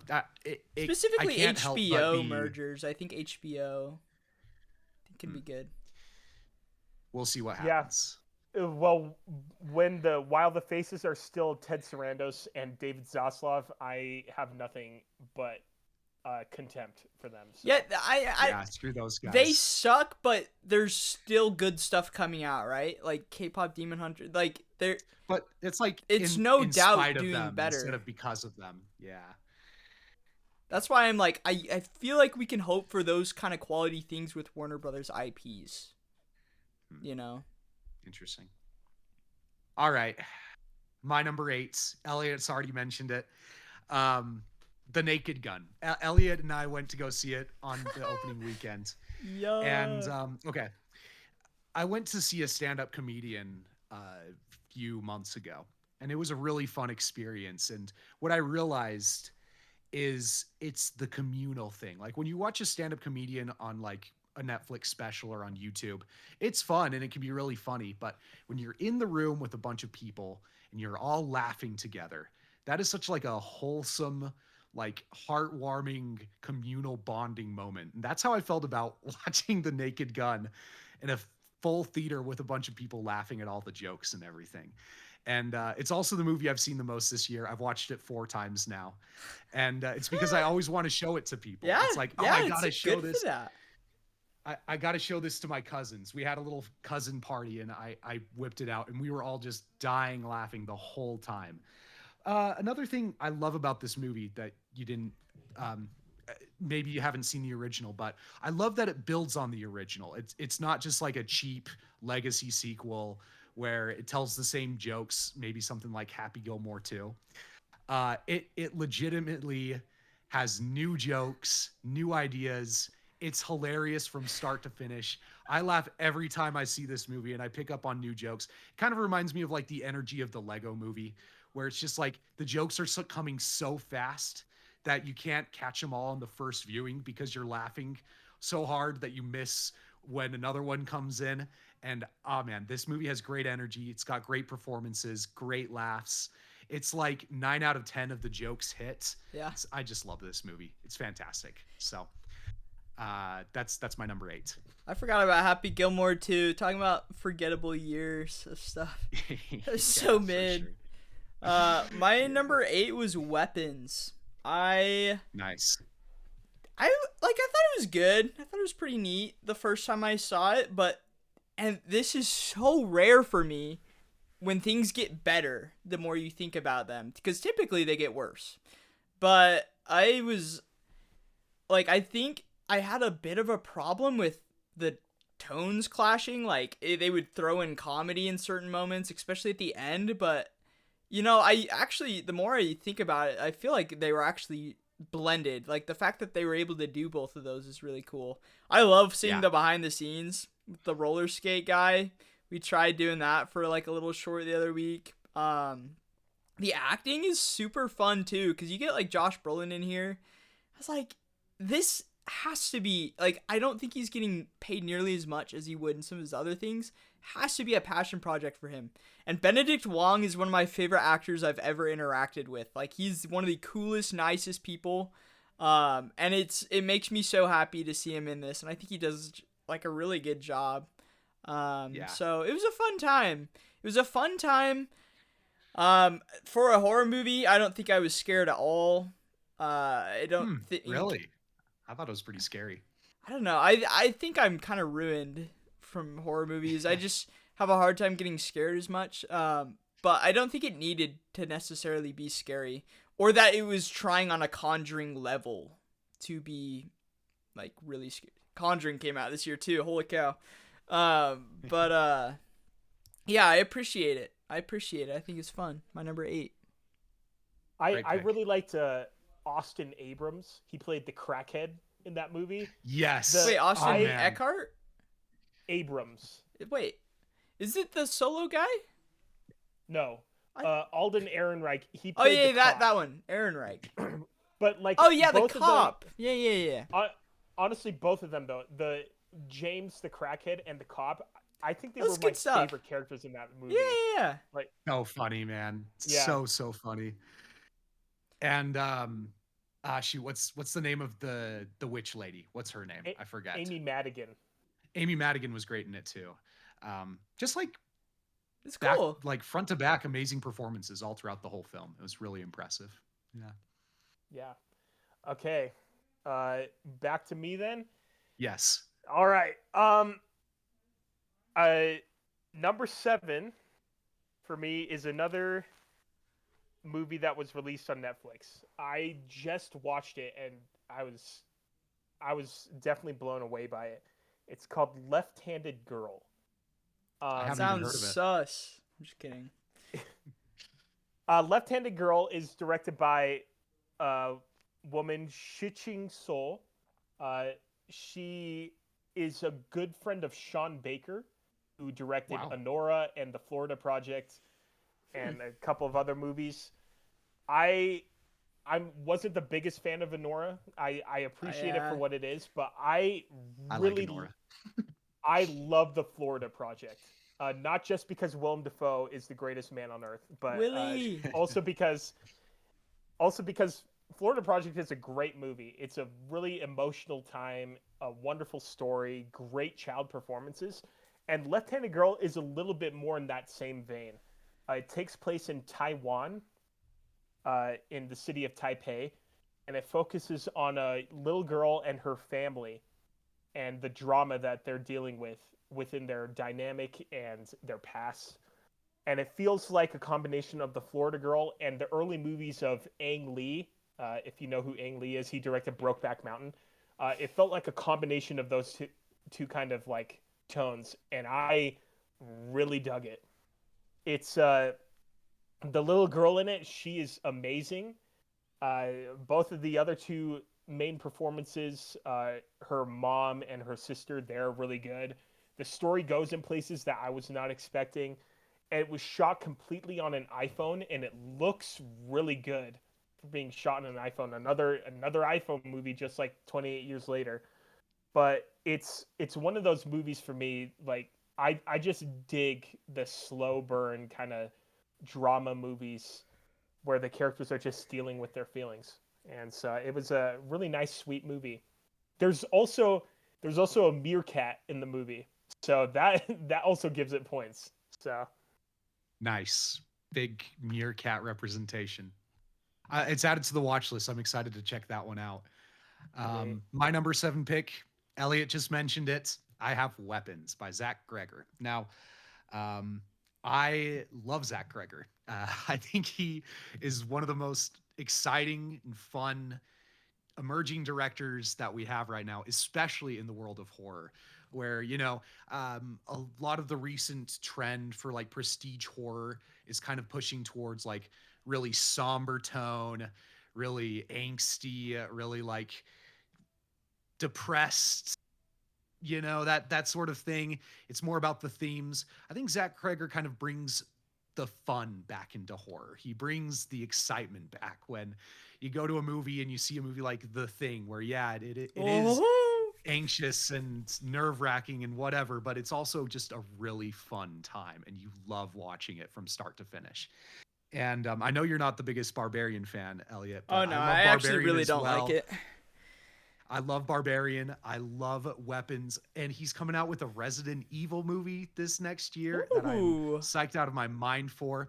I think his biggest talent is knowing when to deliver information to the audience and how to make it as shocking as possible. Yeah. Like this movie, if you basically look at it from a general lens, it's kind of, a regular old horror movie. What makes it special is the way Zach Kreger reveals information to the audience, the way he does it. And I think he's so talented at that. And he's also so talented at blending horror and comedy Yeah. that you're laughing, but you're also terrified. It's kind of like a Sam Raimi thing where he's very good at making you bust out laughing while being like tense and on edge and nervous. Shout out Army of Weapons, Darkness. Yeah, love Army of Darkness. Shout out, all of the Evil Dead movies are incredible. So Yeah, they are. Zach Kreger, love that guy. Number 7, Weapons. Nice. Let's see. My number 7 was Friendship, and this one was recommended to me by a teacher. Nice. Wait, you might know him. Brother Henderson. Oh yeah. Hendo himself recommended Friendship, and so I knew I had to watch it. And what's funny about this is because there's an A24 movie called Lamb that I thought was kind of interesting, but also really weird, that I'd heard about for a long time. And it had a screening, and then it came out the next year. And apparently this was the same way, where it was like it played in theaters for a little bit last year, but it got its actual release this May. So it's funny because everywhere I was looking, it was saying it was a 2024 film. And I'm like, came out this year though. So I did some hard research. Sure enough, it is like, I will consider it a 2025 movie, but this one hit me really, really hard because I know a lot of people and have like family members with some pretty like high functioning autism, and so it is so sad to see how hard friendships can be, and especially like I probably got a touch of the tism myself. Like being in elementary school and middle school, it was just, there were some really sad instances and moments that I could like see in this movie. Like I could tie it to experiences that either I or someone else have had. And so it was not only that, but it was absolutely hilarious.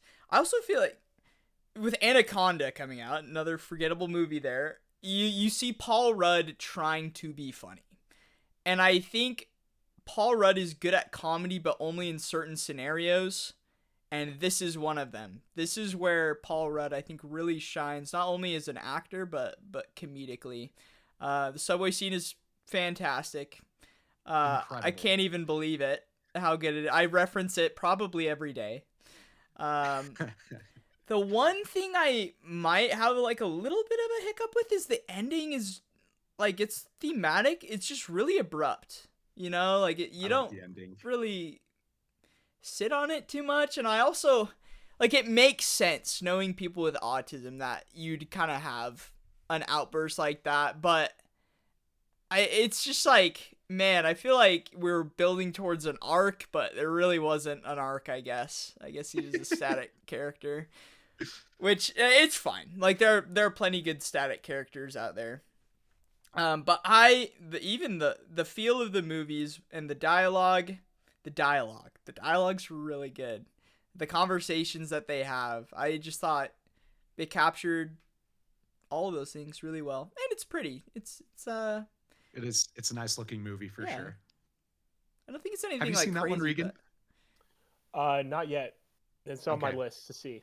Yeah, You'd it's like good. It's really funny. Oh, it's so funny.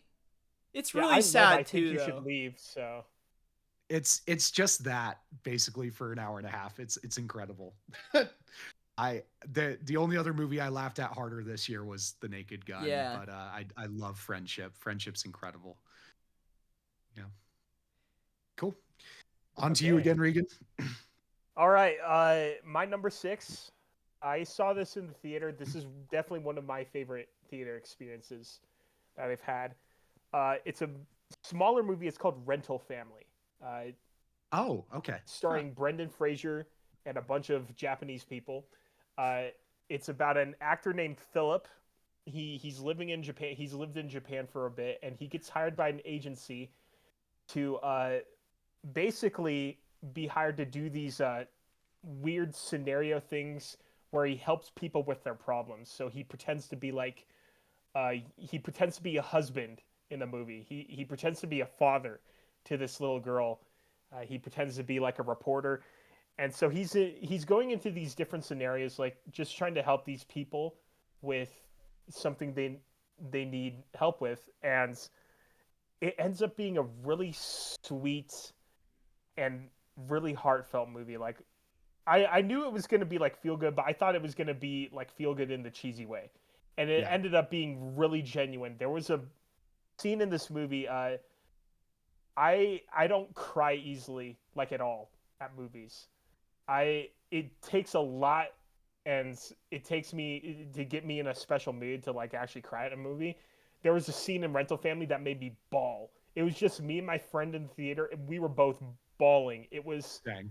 an incredible scene that I won't spoil because you guys should see it for yourself. But Brendan Fraser was really good in this movie. Um, Another one of the supporting characters, the actor's name is Akira Imoto. He gave one of my favorite performances of the year. He was really good. And the score was done by Jonesy, who's the lead singer of Sigur Rós. So that was Nice. so cool. That was great. Uh, beautiful, beautiful movie. I have heard of it, but I hadn't gotten the opportunity to see it, so I'll have to go check it out. Excuse me. All right. My number 6, Brazilian movie. Uh, I went into this movie hearing some buzz about it and exited just loving it. And the biggest compliment I can give it is it reminds me a lot of Francis Ford Coppola's like 4 movie run in the 70s between like The Godfather and Apocalypse Now, where it's just so epic in scope, but like so intimate in establishing its world and its characters and the relationship dynamics. And that movie is The Secret Agent by Kleber Mendoza Filho. Now, I was really impressed with the lead performance in this movie by Wagner Moura. It's my second favorite lead male performance this year. Um, but what the movie does really well, I kind of mentioned this already, is establishing this world. It's been a while since I've seen a movie that feels so lived in. Like you go to any character in this movie and you know who they are, what their dreams, their aspirations are. You know all their character quirks, and basically the big chunk of the movie is just establishing this world, establishing this tone. And it can come off as a little bit baffling at times. There are some very strange surrealistic elements in this movie. And for the first 45 minutes, I wasn't getting it. I was not clicking with the movie. I was like, I don't understand what this movie is going for. And then there's one scene, like I said, towards the end of the first act, where I was just like, okay, I understand the tone of this movie. And from then on out, I was just in love with everything that the movie was dishing out towards me. So it's an epic. I think it's like 2.5 hours long. It's hilarious. I was laughing the whole time. It's actually really heartfelt as well. By the end, I was really feeling the message. It's a great companion piece for I'm Still Here, which came out last year, which is a big Oscar movie. And I liked this one even more. I thought this movie was incredible. So definitely check out The Secret Agent. Amazing movie. Great, great film. All right. My number 6. A common theme, I think, with maybe a few exceptions in my list, is dialogue. I think for me, a movie, the most important part is the writing. Like it can look absolutely gorgeous, can be shot well, lit well, but if the writing sucks, it's hard. And one of the biggest pieces of writing is characters. And one of the biggest pieces of characters is dialogue, right? And so I think The Long Walk balances both characters and dialogue really, Nice. really well. For a movie that is all walking and talking, pretty much, I did not think I was going to be engaged at all. In fact, a bunch of my buddies went and saw it, and I stayed back, and I was like, I'm good. Like, have fun. And then they're like, dude, you actually probably would really like this. I was like, all right, sure. And so I went by myself, and like, the tone is really somber, and for a Stephen King thing, this like, it has a lot of the Stephen King tropes, like with the bullying, and each character has their thing. Like, it's very Stephen King-esque, but I thought, like, it was the best of those Stephen King-esque things in recent memory that I've had. And the end is something that stuck with me. It simmered for quite a bit. And it was interesting hearing about the novella, how they actually changed the ending. And I honestly think I do like this version better. And I don't want to like spoil it for the 4 people that are going to listen to this, but I really do. I don't know. It sticks with you, and I think it's really strong in that terms of character. And that is another instance where the shots do complement the ending specifically. Like, I remember it's just freeze framed into my brain. So I didn't think, especially at the time, that it would really make it to my list at the end of the year. It's stuck with me. Also, Jojo Rabbit's in it for a little bit, which is He's fun. in it for like 2 minutes. Before the title even drops. Oh, the pacing is so good. Like, it starts at the walk. I am so like, I love that about it so much, and it ends at the end. Like, it is trim. I adore it. I think it's really cool. All the things, and it's nothing big, but all the little things it does, I think it does really well. Yeah, David Johnson in particular is so good in that movie. For a while, that was my favorite performance of the year, was David Johnson. Like, he just is so amicable and friendly, and you just want to like hop in the screen and give this guy a hug. And the whole time you have all these people that are like that, and they can't all make it. They can't, and it eats at you. But they're the ones that are like encouraging each other, and I was like, dude, if I was there, I would not have it in me.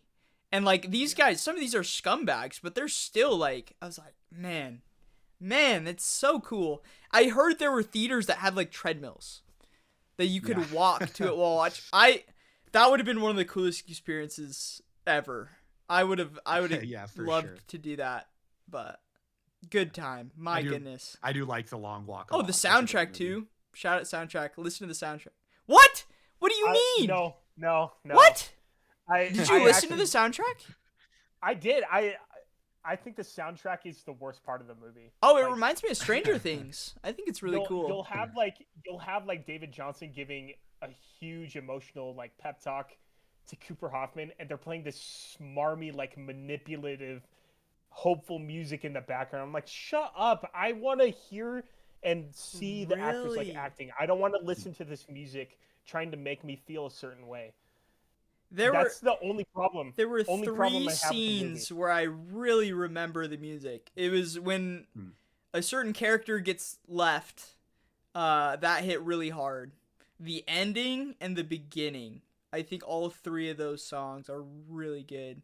But I don't know, like, I just don't remember the other ones as well in relation, because like, I'll listen to the soundtrack straight. In relation to the movie, I don't remember those pieces. So since it has been a few months, I would be curious to go back and listen to some of those. But there were three songs that made it into my playlist this year, that possibly for the reason that during those scenes I was just I thought they complimented it great. What's the one called? Let me find the ones. You can keep going. I just want to pull up. The one other thing in the theater when I was watching it, when they flash like the mile they're on. Yeah. I'm watching it, and it flashed up with mile 67, and there were like 5 people in front of me that just freaked out, and they started making. No. Bro, shut up. I'm trying to watch That's the so movie. stupid. That's so stupid. It's called Olsen. The song's called Olsen. So good. Cool. So I'll have to good. check it out. All right, Regan, number 5. All right. Oh man, number 5. I was thinking about where to put this on my list, and it it ended up being my favorite animated movie of the year, and I was like, oh, well, it has to be above like K-pop Demon Hunters, Lost in Starlight for me. I saw this twice. I loved it both times. It has so much like depth to it for being anime related. Chainsaw Okay. Man, the movie Res Arc, is Let's go. so good. I I adore this movie. The music is incredible. Kensuke Ushio, I've been listening to that soundtrack like on repeat. He has so much understanding for what music can bring forth in like scenes and action. He scored my favorite film of all time, A Silent Voice. He's an amazing composer, but the animation is absolutely stunning. Uh, every single frame, you could pause it and be like, "That's art," and put it up on the wall. And I really love the way the tone switches up in the movie. Like the first like half of the movie is this really quiet and cute romance, but there's something festering in the background, and you know that this isn't going to last. And there's a lot you could read in between the lines with the characters all the way through the first part of the movie, and then the second half is just an explosion, pun intended, of action and aura. There's no other Yeah. way to put it.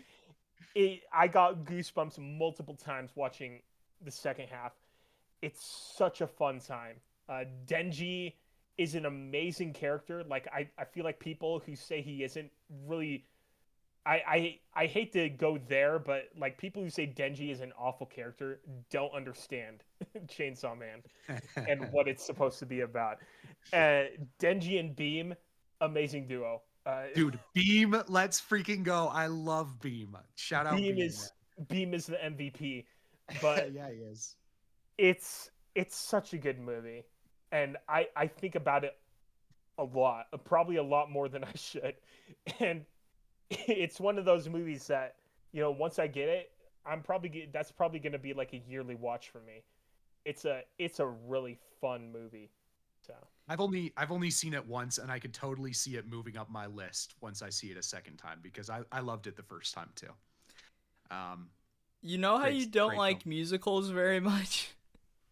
yeah, That's kind of how I am with anime, and I can't really explain why. I feel like it's just the animation. I think like I appreciate it. It's just I it has a hard time engaging me. I often feel a little overstimulated. But would you still recommend it? Even if I haven't seen any of the Chainsaw Man stuff? Because I hear Well, so much about this one. watch the show yeah. for sure. The I- show's great too. I don't want to watch like a There's show though. it's It's only it's like 8 episodes long too. It's pretty it's short. 12 episodes. Okay, How 12 long are episodes. each episode? 20 minutes? 20 minutes. 24 minutes, yeah. And Mhm. I don't know.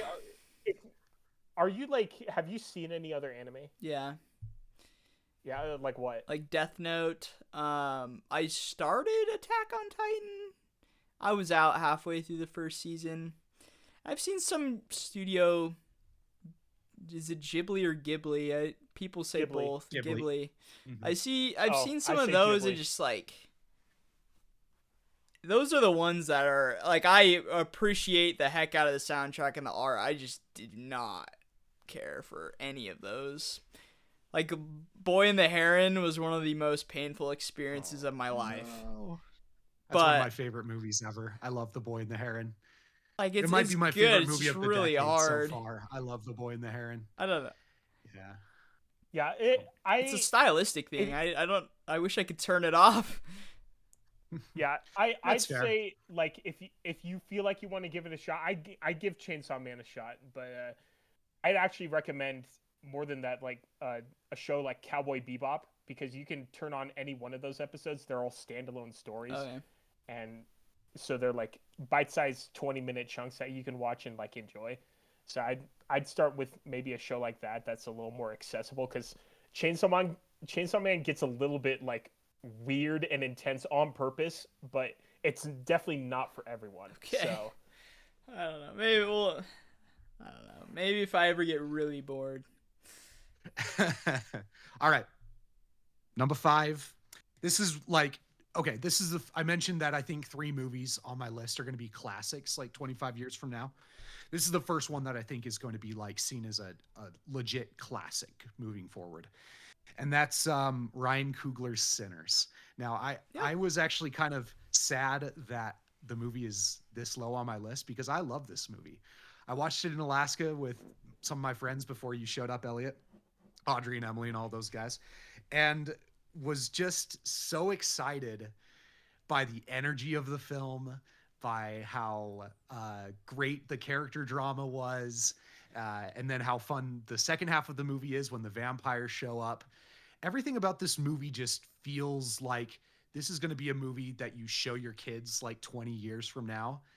And they're like, wow, my dad has great taste in movies. You know, it's just like a great, incredible film with lots of really deep themes and fun emotions and fun story beats and everything. I also love it for what it represents in Ryan Coogler's career. Up to this point, a lot of his movies have been kind of tied to franchises, you know, Creed and Black Panther. And while I do like those movies, Sinners feels like him stepping forward and announcing himself as being like, hey, I am one of the most exciting directors working today, and you need to be paying more attention to me. And for that reason alone, and all the acting and all of those other things, I think Sinners deserves number 5 spot on my list. Love Sinners. I like Sinners. It's hard to think that he's gonna come out with exclusive bangers though, right? Because Black Panther 2 I thought was horrific. I didn't think it was horrific. Ironheart okay. might be the worst MCU thing. It actually might. he was only executive producer for that. They used his name for clout for that. No, show, so. he had. I looked into it. He had more of a hand because people try and write that off because it's really bad, and I think he's trying to separate himself from it. But he had a hand in it for sure, for sure.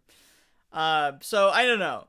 I'd rather we get more things like Sinners and less like Ironheart, and it's hard for me. I think Black Panther's a pretty sloppy script. The first one, it's like the visuals and world building's cool, but I think Sinners is really one of his first. That's all right. So I don't know. Okay, Creed is great though. You got to admit Creed is Actually, awesome. I haven't seen Creed. I haven't. Okay, you got to watch I like Creed. Rocky. Creed is sick. Creed is good. And Fruitvale Station, his first I haven't movie. seen. Yeah. That's an incredible movie. I'll have Fair to check enough. that one out too. Okay, Yes. Oh yeah, number 5. I'm leaving the realm of movies, but we're staying in the realm of Netflix. This was a 4-episode miniseries that blew my mind. It's called Adolescence, and the first and foremost, what I heard about it was all of these were like one takes. And I was like, oh, that's cool. They can do some neat stuff. But like what they do with the one takes is insane. Like in cars, throw it on a drone. It's like, bro, who is planning to end with a drone shot? Like the thing where most things could go wrong, they ended with that, meaning like you better make sure that drone and everything works exactly how you want, because that's the most complicated maneuver, and you have it in the last few seconds. But the acting was insane as well. Like all the superficial like movie experiences, the spectacle, the characters and whatnot. But the most important thing is that story to me. The first episode, you have no idea what is going on, and you're trying to piece it together. And as more, I think they're so intentional with what part of the story they're trying to tell, because it is chronological, but every episode, the way that they're split up makes so much sense. And dude, when he's with the therapist, that blew me away. Like, this kid is scary. Like that probably scared me more than weapons. Like seeing him in that room, like I was horrified by this, probably the best child actor performance I've ever seen. Um so I when I finished it, I was up in Alaska. And I don't think I toured the next group. I was so bummed out. Like it really had a toll on me. Uh, and I think it's crazy that it chooses to end with the dad, and it's just so sad. It's not a happy ending. There's like not a part of that show that is happy or hopeful necessarily. I guess maybe a little bit of hope in the end, but I I think it's a really bold and strong story. One of the best stories of the year by far. I haven't seen it yet, so I need to get on that. Heard Yeah, good it's things. only 4 episodes, so Mhm, I'd give it a look. I'm shocked. for sure. It's insane. Awesome. All right. I guess we're on to number 4. Okay. Uh, yeah. Sometimes, uh, when you go out in the world, there's a lot of debate. You mention one little opinion, uh, about a movie or your political beliefs or what, and then it just becomes one battle after another because Let's that's my go. number 4. Uh, one battle after another. I I'm a recent Paul Thomas Anderson convert. I binged his entire Nice. filmography for seeing one battle after another. And so it gave me a lot of context for what he likes to focus on within the story of his films and what he likes to emphasize in his filmmaking. And one battle after another is just like it's like a culmination of what he likes to put on the table. I I had I had a little bit of expectations going into this, but I did not know where the story was going to go. And it goes into some places that I genuinely did not think it was going to go. And it uses some characters in some ways that I was like, are you really going to do that?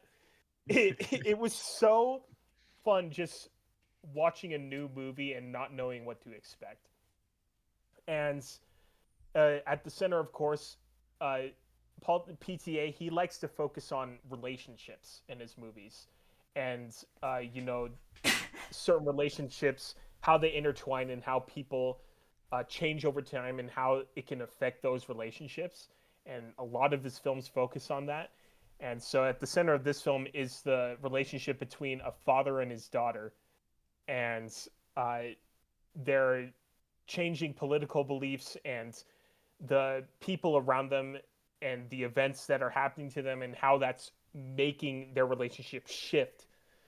And Leonardo DiCaprio is hilarious. He probably one of the funniest things he's ever done. Uh, Maybe besides Once Upon a Time in Hollywood, but he's genuinely amazing. Not my favorite male performance. We'll get to that one, but he was really good in the movie. Benicio del Toro really good. Sean Penn, amazing villain. He's like one of the most ridiculous people I've ever seen on screen. He Yeah. has like this. It he does and says so much, but it comes down to like the way he walks. Like the way he walks in this movie is like one of the stupidest things I've ever seen, but it's so funny. Uh, and then like the woman in this movie, like the female characters are incredibly well written and filled with depth.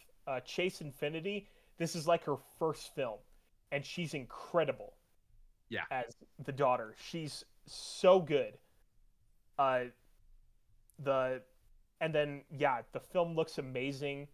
The his attention to detail in the dialogue and in the way certain scenes are blocked is just so fun to see. Yeah. Uh, it's a great movie. Uh, if it wins Best Picture, I think it deserves it. It should win Best Director. I think he definitely deserves Best Director. It's one of the year's best films, and it's only my number 4, which is crazy. So Yeah. you go into a movie like One Battle After Another, and it feels monumental. It feels like an instant classic. It feels like the culmination of everything PTA has kind of been moving towards in his career. And on top of that, it's also just one of the most entertaining movies you're ever going to see. Somebody described it to me as Finding Nemo if the dad was a stoner. And that's basically spot on for what One Battle After Another actually is. And I guess that would make Benicio del Toro's character Dory. But we can talk about that on a later day. But it is also my number 4 pick. I also have PTA's One Battle After Another, and I think you did a great job of describing why it's so great, describing all of its merits. A couple other things I'd add. The movie is just hilarious front to back. There are a couple things that Leo does, that Sean Penn does, that Chase Infinity does, that are just so hilarious. Shout out, the little like cult that's going on in the movie. For those of you who haven't seen it, I won't spoil it. But the name of the cult was so funny. I was laughing for about 5 minutes straight just thinking about it. I'm a big PTA fan, and I don't think this is his best movie. It seems like a lot of people do think it's his best. It's like 4th or 5th for me. I really love it. It's fantastic, but I think PTA has reached higher highs before. And I think my only issue with it is I think the prologue goes on for just a little too long. I don't know. Do you feel like that, Regan? Maybe I'm crazy, but I think it's essential for it to be that long, honestly. It's okay. I think it's important to establish like the context for certain characters during the prologue, and I think Tiana Taylor makes it worth it in that. Because she only have you seen it, Elliot? No, I need to. Honestly, it's been on my list. I just have not gotten around to it. Okay. Mostly because it is over 2.5 hours, and typically I get to those a little slower just because of just the sheer amount of time. But sure, I do need to see it. So I'll tread a little. I'll tread a little lightly when I say this, but Tiana Taylor, her most important stuff is in the prologue, and that's where her character shines. And you can feel the impact of her character throughout the rest of the movie. And so I think it's, especially for that, I think it's important that the prologue is as long as it is. So. I can get behind that. I love the movie. Johnny Greenwood, one of the most talented film composers of the year. This is my second favorite film score of the year. My favorite is actually Sinners. Sinners is my favorite score of the year. Love the Sinners score. So, One Battle After Another. That's my number 4. Okay. Number 4 for me is a guilty pleasure. It breaks my rule of substance over, or story over substance. Because the substance was so lit. Not the movie The Substance, but what happens in this F1, the movie. This was the biggest surprise for me. Just because, like, I like Top Gun Maverick. I thought it was cool, but dude, I think I saw it 3 times in the theaters, and then I bought it and have seen it like 1 or 2 times afterwards. Just the feeling of being in a really fast car is so exciting. And they do it because I'm not into racing. I don't know anything about F1 or NASCAR or anything like that. But I like racing movies. I really like Ford v Ferrari.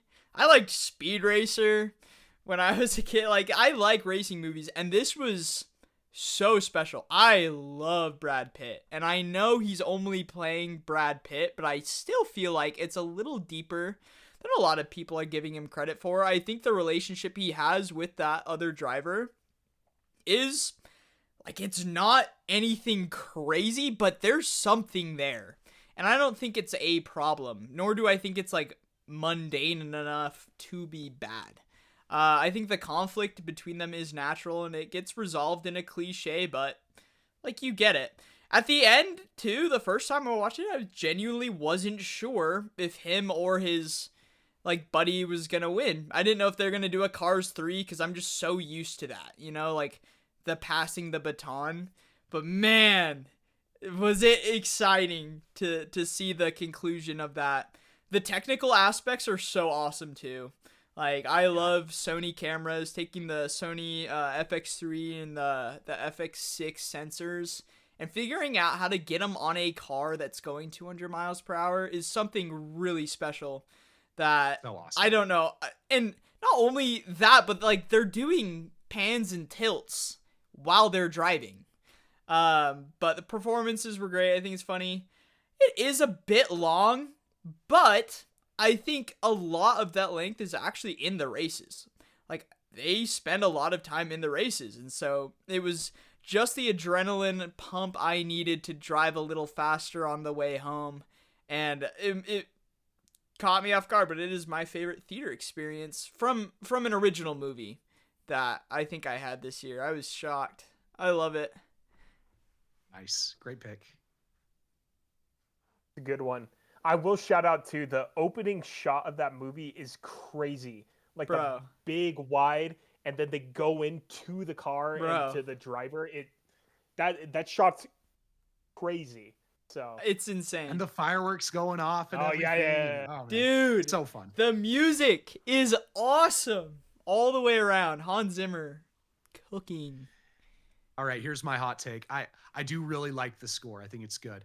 I do kind of think it's a bit of a watered down version of the Challenger score from last year. It's like Hans Zimmer kind of saw the Challenger score and he's like, I want to do that as I well. walked out of the And Challengers. I don't think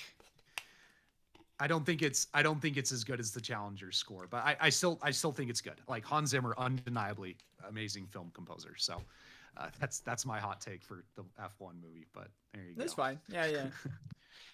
Okay. Just try going 120 miles per hour outside Twin Falls while listening to it. I'm sure you'll go a little extra fast. You're probably right. I'm listening to it in the wrong context. Yeah. sweet. Okay, so my number 3, I actually switched the placement on this one. I decided a different movie had to move up, but so now my number 3 is one that David mentioned, Train Dreams. Oh, nice. Yeah, I was in love with this movie. I turned it on. I had heard it in the wind with award stuff, like people in the industry are starting to pay attention to Train Dreams, which is great. But I sat down and turned it on, and I was just mesmerized.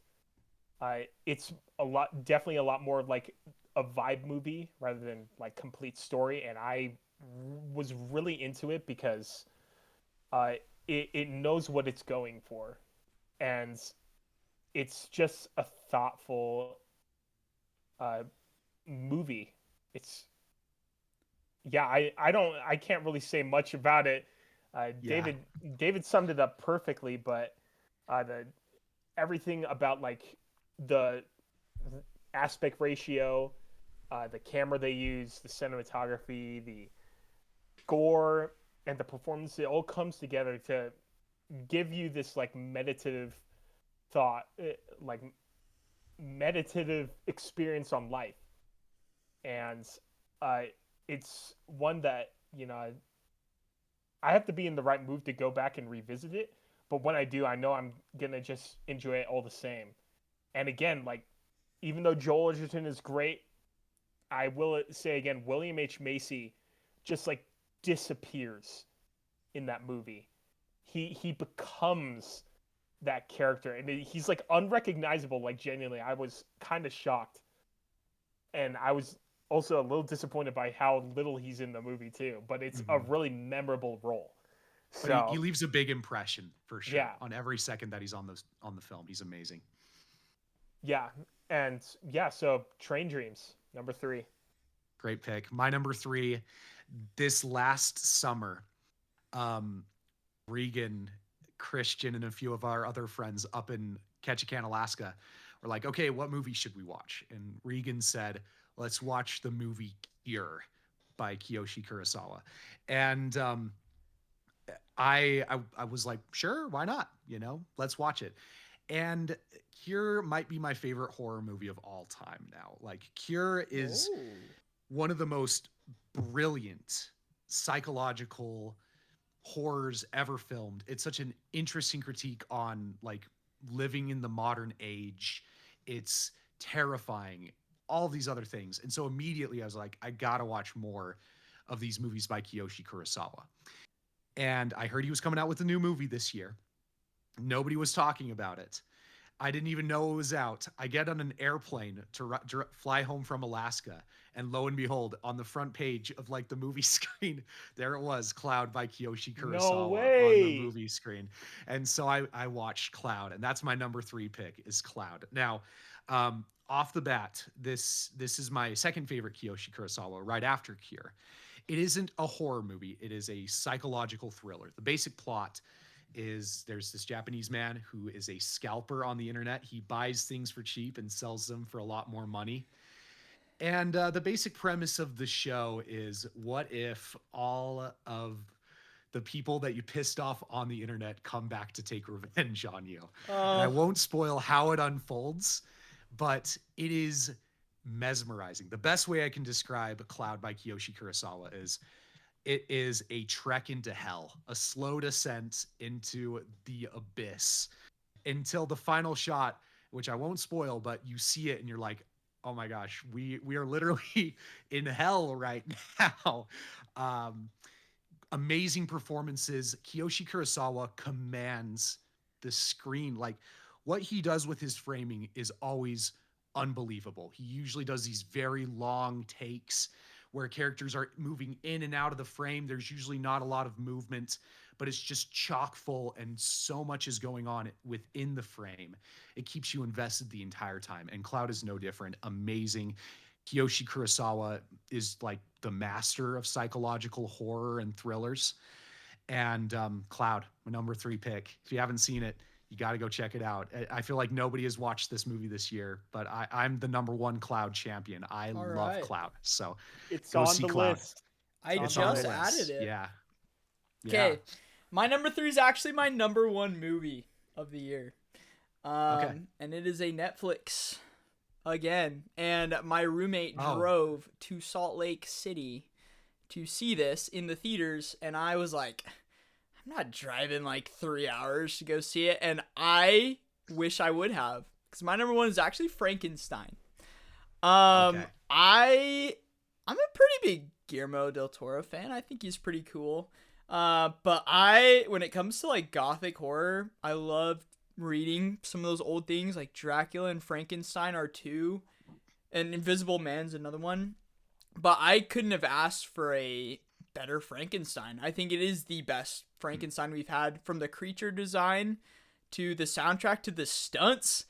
I love that when he gets blown out the door, seeing the behind the scenes, I was like, oh, there's actually zero CGI at all. Like, that guy is skidding on the ground like a stone after an explosion in his face that was uncovered. Like, wow. But you could probably pause at any moment in that movie and take a screenshot and make it a wallpaper. Like, it looks like a painting every single time. Oscar Isaacs is really good. I loved Mia Goth. I also like, and she plays 2 characters. She's the mom as well as the wife of his brother. Christoph Waltz is in it, and Charles. Oh, sorry. We're gonna switch over to. Yeah, might have to switch over camera settings here real quick. Or I could just turn on the... Dang, I didn't realize we were going this long. The battery on my camera has died. Should I reset it or just turn on the webcam?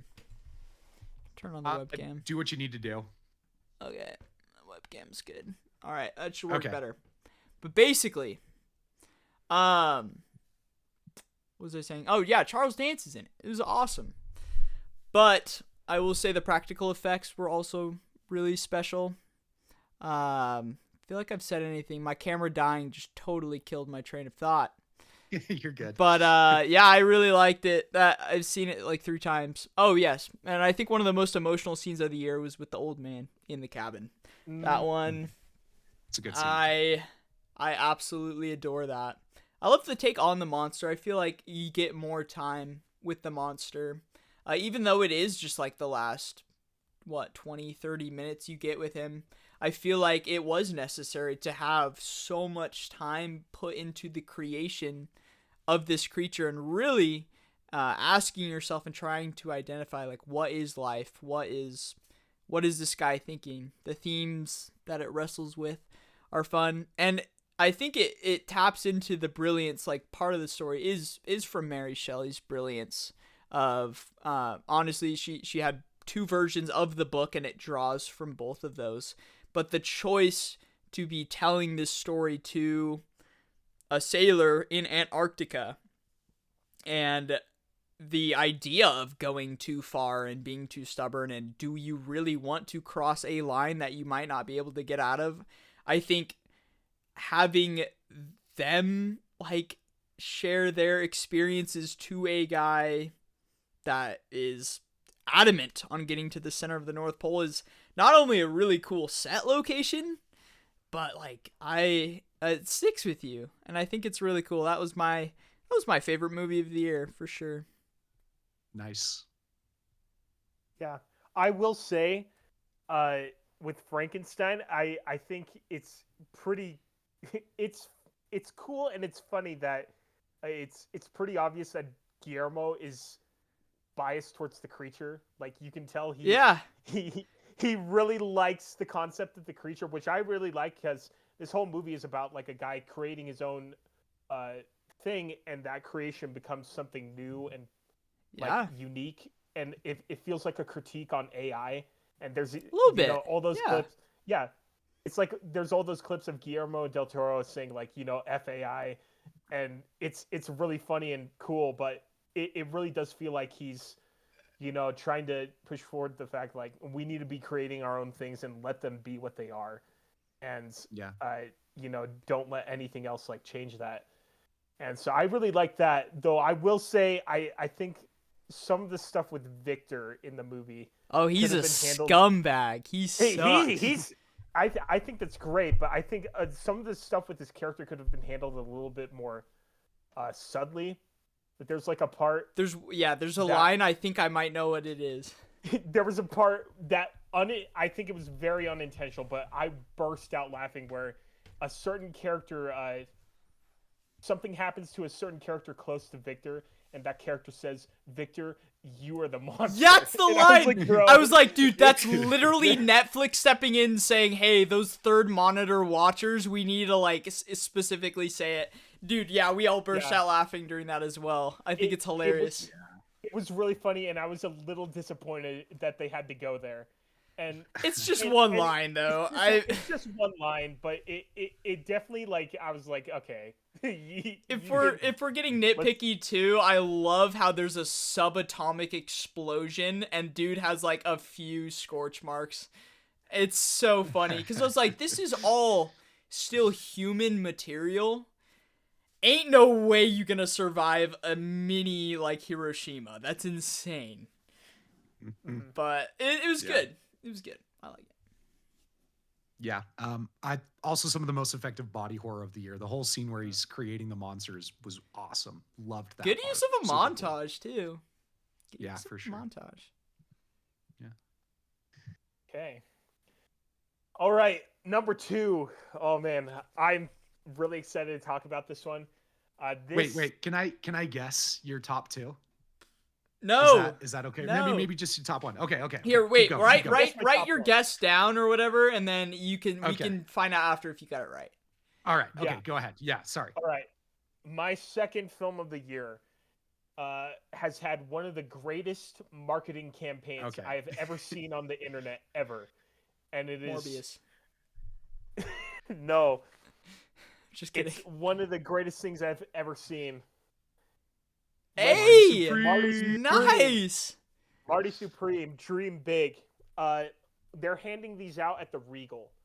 I should go. So if you have a Regal, they might still have these in stock right now. I'll briefly mention. I went and saw this Marty Supreme Christmas Day. I went and saw this Christmas Day with my brothers, and I knew they were handing these out, and so I went up to this booth and I was like, "Hey, is there any way I can just like pay for the popcorn bucket? And the lady was like, well, have you seen it yet? And I'm like, I'm about to. And she's like, do you have a Regal card? No. Do I need one? And she's like, well, you get one for free if you have the card. And then she stopped for a second and she said, hold on. She went into the back and she just gave me the bucket. And That's awesome. so shout out to that wonderful lady. You made my day. And then it made my day again because I went and saw this incredible movie because Marty Oh, yeah. Supreme is so good. I loved it. So full disclosure, I have not seen Uncut Gems.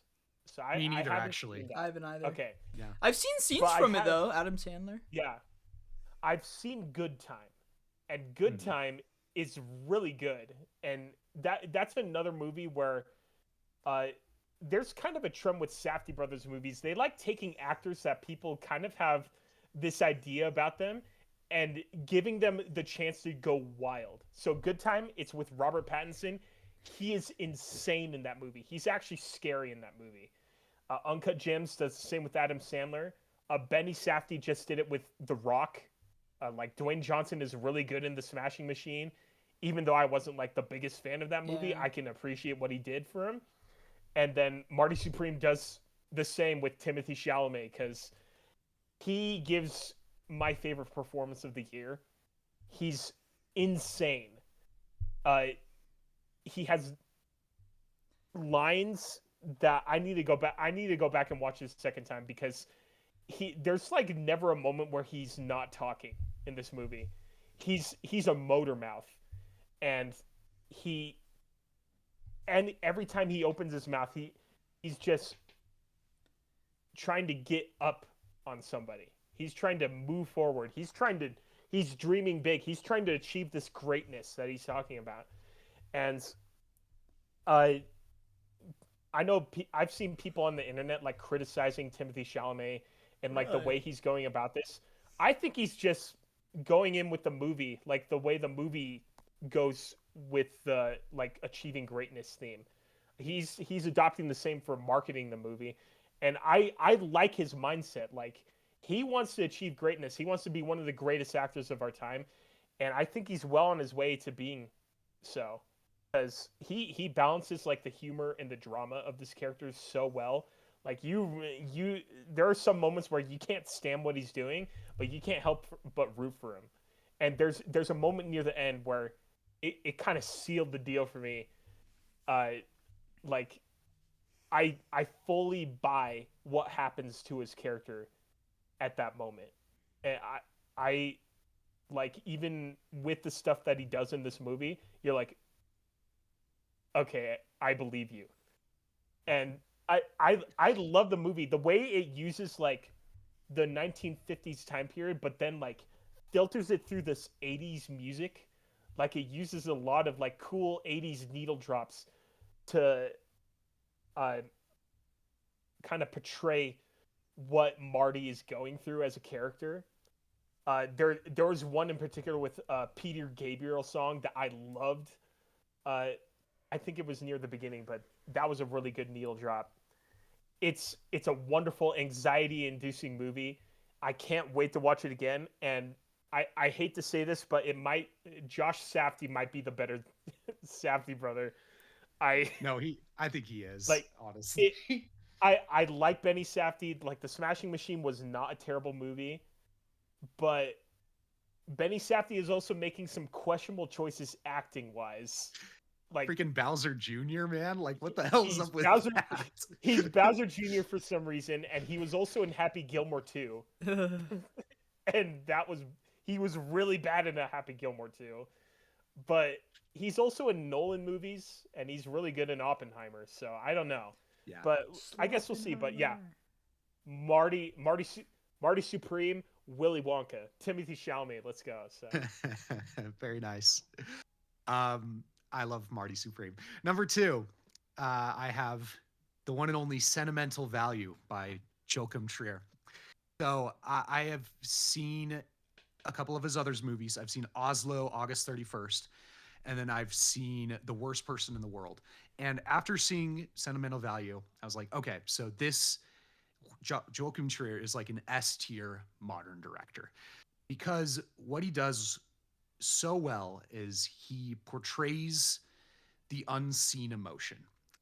I can't think of too many other directors, maybe Ingmar Bergman, who allow you to see into the eyes of the actors and really feel what they are going through. And it's incredible in Oslo, August 31st. It's incredible in Worst Person in the World. But Joachim Trier steps up his game with this one. This is my favorite movie by him. And I think in large part, it's due to the fact that it is a family drama. I love family dramas. The older I get, the more I realize that those are the types of movies I'm really drawn to. My favorite Wes Anderson movie is The Royal Tenenbaums. The Incredibles is my favorite Pixar movie. Hey. I love Succession. The movies where it really like dials in onto the power dynamics with family and how they interact with each other, how their lives intersect is fascinating. And this movie is about a film director, dad, who is trying to reconnect with his two daughters after a prolonged period of time. And the best part is the dad's played by our boy Stellan Skarsgård. Yes. Let's go. Yeah, we love Stellan, and this might be his best performance ever. He is unbelievably good in this movie, as is Renate Reinsve, I think is how you pronounce her name. She is unbelievable in this movie. She's amazing in Worst Person in the World. She's amazing in the Sebastian Stan movie that came out last year. What's that movie called? Different Man. Yeah, she's amazing in that. Quite possibly my pick for best actress working today. She's unbelievable in this film. It's the type of movie where it's not like bashing you on the head with a sledgehammer. Like, oh, Phil, cry, cry, cry. I went and saw Hamnet, and I liked Hamnet, but I've that's heard kind of how about I Hamnet. felt about. That's kind of how I felt about Hamnet. It was a bit like cry, cry, cry, just kind of bashing you over the head with the emotion. This movie, it very subtly gets under your skin, and I was crying in a way at scenes I wasn't expecting to. It made me cry in moments of just like genuine warmth and beauty. And it's one of the most emotionally mature movies I've seen this whole decade. It's has one of my favorite ensemble casts of the year. Incredible. So Joachim Trier, sentimental value. That's my number 2. Nice. Okay, my number 1 is a show. And we've mentioned it. I think Andor Season 2 is the best Star Wars thing that has come out since probably Empire. I like it more than Return of the Jedi. I just think it is so...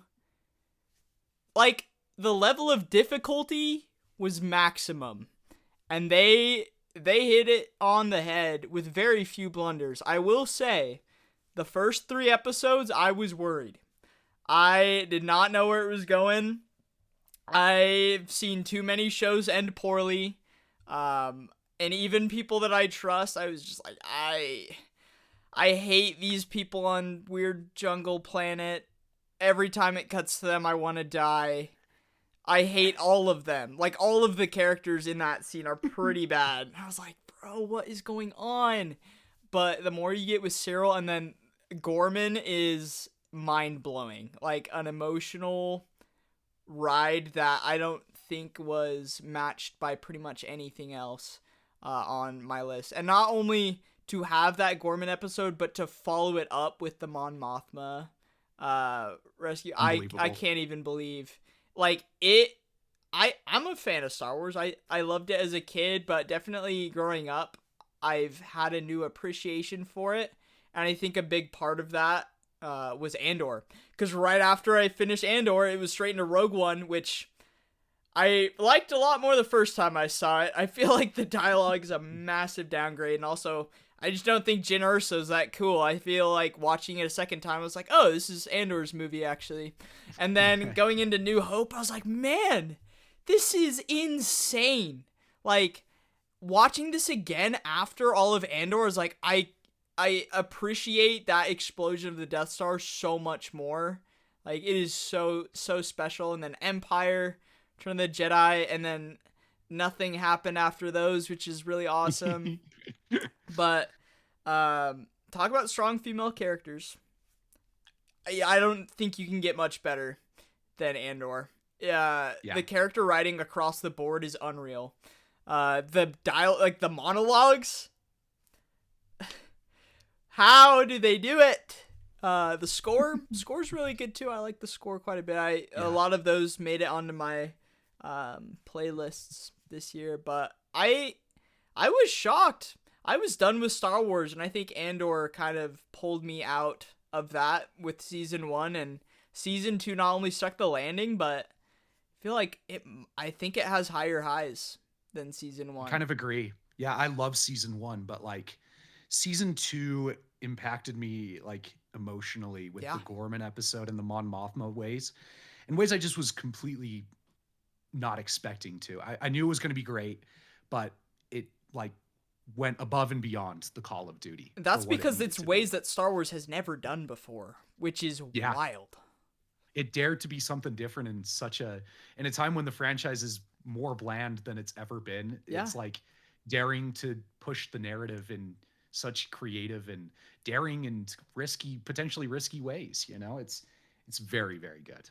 I love Andor so much. And didn't what's it called? Episode 3, Revenge of the Sith. I feel like that came out while Andor was coming out. And I was just like, bro, this is the best. Star Wars is back, baby. And then Fate of the Old Republic. It really did feel like that. Fate of the Old Republic got announced at the Game Awards. Yeah. And I was like, bro, what's going on right now? This is cool. Yeah.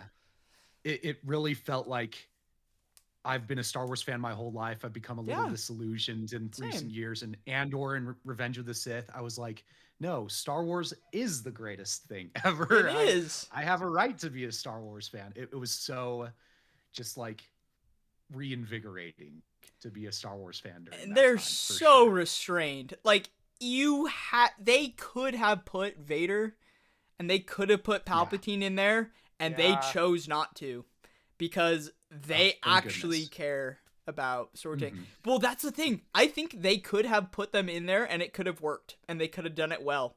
But just the fact that they didn't is I have so much respect for that.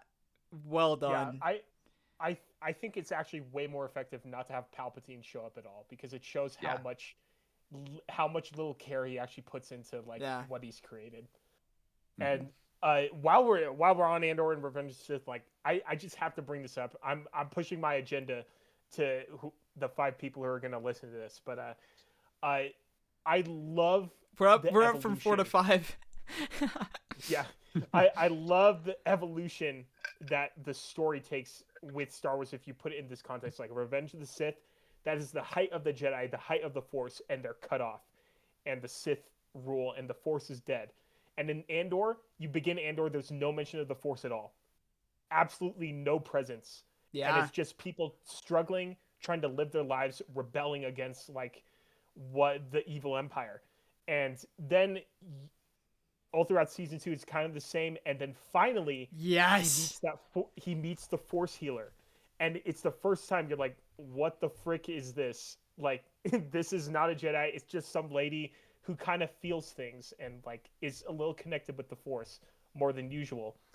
And she says he's a messenger. And you can interpret that in 2 ways, because one, Andor season 2 leads straight into Rogue One, and he helps the team there, and he gets the Death Star plans to the Rebel army, and he's a messenger in that way.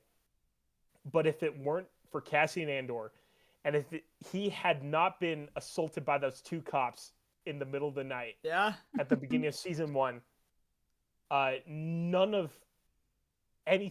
nothing from Rogue One or the original trilogy would have ever happened. So not only is he a messenger because he helped with the Death Star plans, he is a messenger who ushered in the return of the Jedi because he was an instrument of the Force. And so you lead from Rogue One to A New Hope and then to the rest of the original trilogy, and it builds up perfectly to the end of that story. And I love the musical detail at the end of Andor season 2. If you listen all the way through the credits, it transitions into the original Star Wars theme. It's sick. And I love that. It's a perfect representation of what Andor leads to, which is the return of the Jedi and the triumph of the Force. So also shout out K2SO, dude. I love him. Oh man, They integrated him in perfectly Oh, into the he's show. so good. So good. Oh, I love it. Yeah. Easily Andor. one of the best things this year. Yeah. No, I agree. Yeah. I Better agree for than sure. most movies. It's wild. No, I agree. Hmm. Okay. All right. Before I get to my number one, I'm gonna shout out one more thing, and it's not a show or a movie. It's actually a game. I'm gonna shout out a game called Dispatch. Uh, Ooh. I've heard this, of it. Yeah. Shout out yeah, Moist it's a Critical, bro. yeah. He's great in it. Aaron Paul, Aaron Jesse Paul. Pinkman. Yeah. He voices the main character. He's really good, great voice work. But it's a really good story. The way it integrates like the choose your own like adventure kind of format is really good, and I love the way the story builds up to and how much your choices affect what happens at the end. So really good game, really great story, really funny too. So okay, number one, my number one film of the year. What do you think it is, David? Well, I was originally going to say Marty, but I guess I'm going Sinners. Is it Sinners? Yeah, it's Sinners. Okay, Really? nice. Yep. Uh, Huh. I saw Sinners 4 times in theaters. I Nice.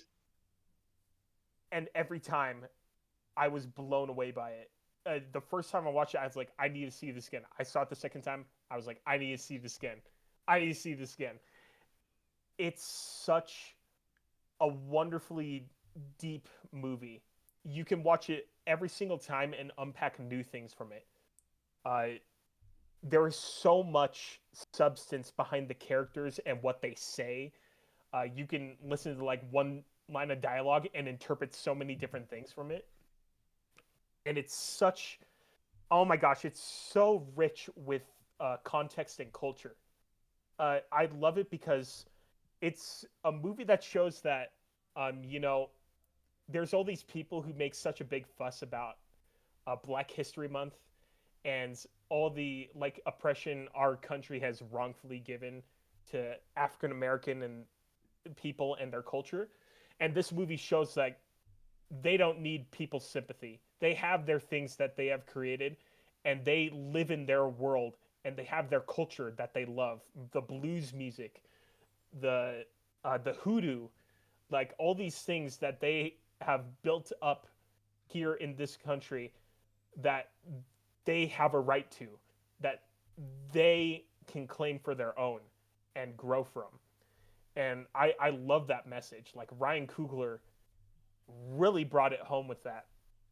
I really like the villain and how he is not a racist. Like people who say he's a racist are stupid and they don't understand what the movie is. Jack O'Connell is great as the villain, and he's playing another freak with gross teeth in 28 years later. So shout out to Yeah. him. Uh, uh, Again, the music, as David said, the score is great. That's probably my favorite score as well. Ludwig Göransson is not missing. He's a genius. Uh, Best we got right now. Ludwig yeah, Göransson. Best we got right now. Fair enough. Yeah, yeah, I agree. and and again I said like I'm not a musical guy, but Sinners is kind of a musical. They literally have musical numbers filtered in through this story, and I love it because it Yeah. has the greatest scene I've ever seen in theaters for quite a while, which is when Sammy performs for the juke joint.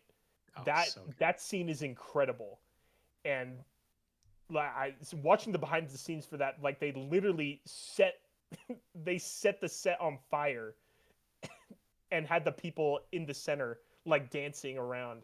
It's so cool. It it's a movie that I will continue to revisit over the years, and I will always find a new thing to appreciate about it. It's it's what movies should be, and yeah, it's great. I love it, and hearing you talk about it makes me just want to rewatch it. It's such a great movie. That was such a highlight for me this year. My number one, uh, It's kind Marty of, Supreme. it's Marty Supreme. Hey. Oh man, okay. So I went into this movie, and I was expecting to like it. I love Timmy. You know, he's one of my favorite actors right now. I haven't seen too many Safdie movies. Marty Supreme. I haven't seen too many Safdie movies, but I was really excited about it. But what I wasn't expecting was just how much I was going to love Marty Supreme. The movie shoots you out of a gun at the start, and you never slow down. You are max speed, adrenaline pumping, energy from start to finish. And the movie I would compare it the most to is Whiplash, where it just feels like a man in the pursuit of greatness. And I love Whiplash. That's an amazing movie. Marty Supreme, maybe this is blasphemy. I like it about as much as Whiplash, if not even a little bit more. What Timmy does in this movie, it's a very Leonardo DiCaprio performance where it's just really funny. It's maybe not like, oh, if you were to make a list of like the best performances of all time, you might not think of it, but I think it is one of the best performances I've ever seen. He brings so much to every moment. He matches the energy that Josh Safdie is going to, and sometimes even exceeds it. He is putting 200% into every scene in this movie. And I can see people saying it's exhausting. I was just exhilarated, and the energy kept me moving from scene to scene to scene. And it's great because Marty's actually kind of a horrible human being. He does some terrible, terrible things in this movie. And I love that the movie taps into the humor of that. It's not just, oh, this guy's an idiot. He's a douchebag, he's all these horrible things, whatever. You love this guy because with every single new horrible scenario that he gets into, you can't help but root for the guy because you love him and he's so funny and everything, and the humor keeps it going. And then the ending, my favorite ending of the year, because we followed around this guy for the whole movie and he's only proven to make wrong decision after wrong decision. The final shot feels really cathartic. I won't spoil it, but it feels like finally he's stopped thinking about himself kind of a deal. And it's so impactful and emotional that while I was laughing and, cheering throughout the whole movie and stressed out, the ending actually kind of brought a tear to my eye because I thought it was so just immaculately done. So one of my favorite movies of the decade, definitely my favorite movie of the year. Marty Supreme, Christmas Day. I'm on the hype train. I'm probably going to get a night, honestly. Go see it, man. Yeah, let's go. I'm ready. And then let us know what you thought of it. Oh, I will. Okay. I will say as well, one of the most unique opening credit sequences I've ever seen yeah. in a movie. Okay. As soon as I saw the opening credit scene, and you'll know it when you see it, Elliot, I was like, I'm gonna love this movie. I like this. This is my jam movie, and it was my jam movie. So, yeah. Is that it? Did we go over everything, or did you have something else you were gonna go over, Elliot? I hear. One. Yeah. What is that? Oh, that is from one of the best stories I think ever told. Expedition 33 I think is the best piece of media that's come out this year, probably this decade, and it's probably in my top 3 stories I've ever consumed. I'm obsessed with every piece of this game, from the insane creation story behind it, how it came to be is unreal, to the performances from Charlie Cox, Andy Serkis, Jennifer England, Ben Starr. It is so special.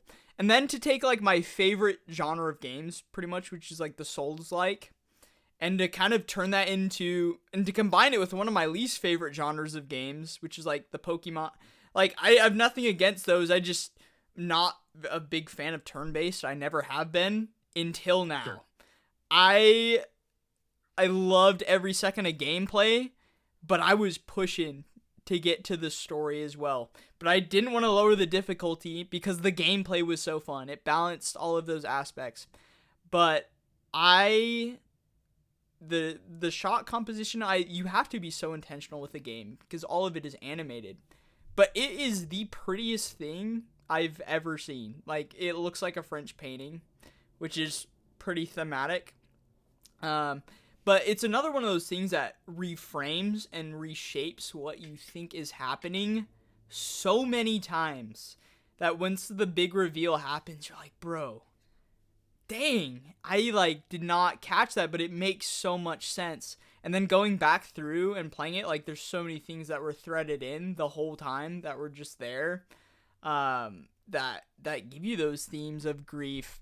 This the only thing that made me cry this year, which is a high bar, and I think it did twice. There were two moments, in the end of Act 1, and then I think the beginning of Act 3. Yeah. So, like, nothing but praise. And it's one of those things I have a hard time wanting to give specifics on at all outside of people that I know will never play it, like my parents. I'm like, you're never going to play it. Let me just break down the whole story for you. Give me 45 minutes. We're going to have a blast. But if there's any means that people have playing this game and like it's even somewhat appealing, I cannot recommend it more. It's so Have you good. played it, Regan? I've played some of it, and I've watched my friend play a lot. Oh, that Nice. hurts me a little bit. I feel like you need to experience it. Yeah, I'm not like the biggest gamer. Like it's hard for me to consume like turn-based games. But Yeah.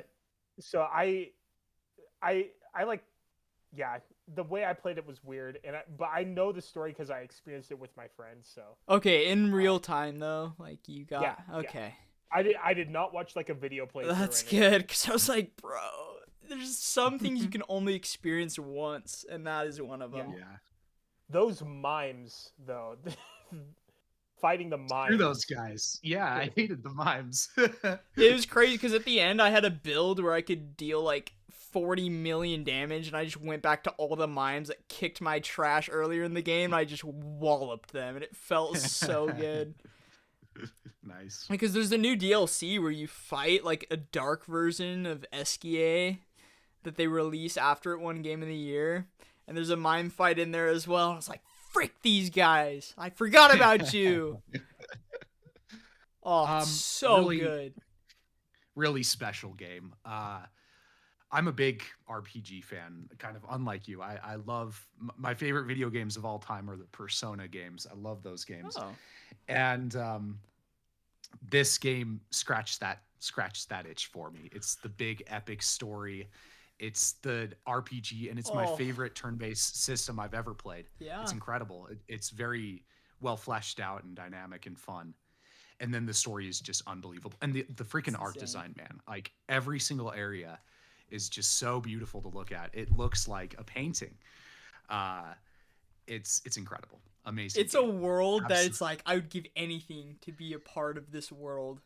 There's so few things. I think Arcane Season 1 is one of the only other things I can think of where I'm like, the story is there, but this is a world and characters that I just would give anything to be a part of.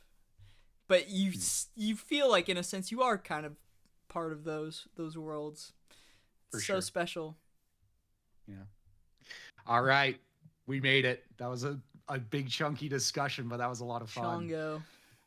Chongo. Any last things we want to say before we head out, guys? Gotta get my Marty Supreme ticket. Go get your Marty Supreme ticket, man. It's so good. It. Well, I could see maybe. No, I think I will. Just because you probably will. I loved it. Like the trailers have piqued my interest. I just haven't had the time before. But yeah, I think today. Cool. All right. Yeah. Well, we'll go ahead and wrap up then. Yeah, I really enjoyed this. I hope you guys will have me back. I love doing this. We probably will, because we don't have any plans or formula, so you are always We're just welcome. Kind of vibing. Yeah, we literally we'd love just to have vibe. You could watch our Tim Burton episode if you. I did. Really? I did. Yeah. Yeah. Okay. All right. Well, we'll go ahead and sign out then. Thank you guys for tuning in. Make sure to like and subscribe and all those other YouTube things. And, YouTube things. Have a great rest of your day. Bye-bye. Bye.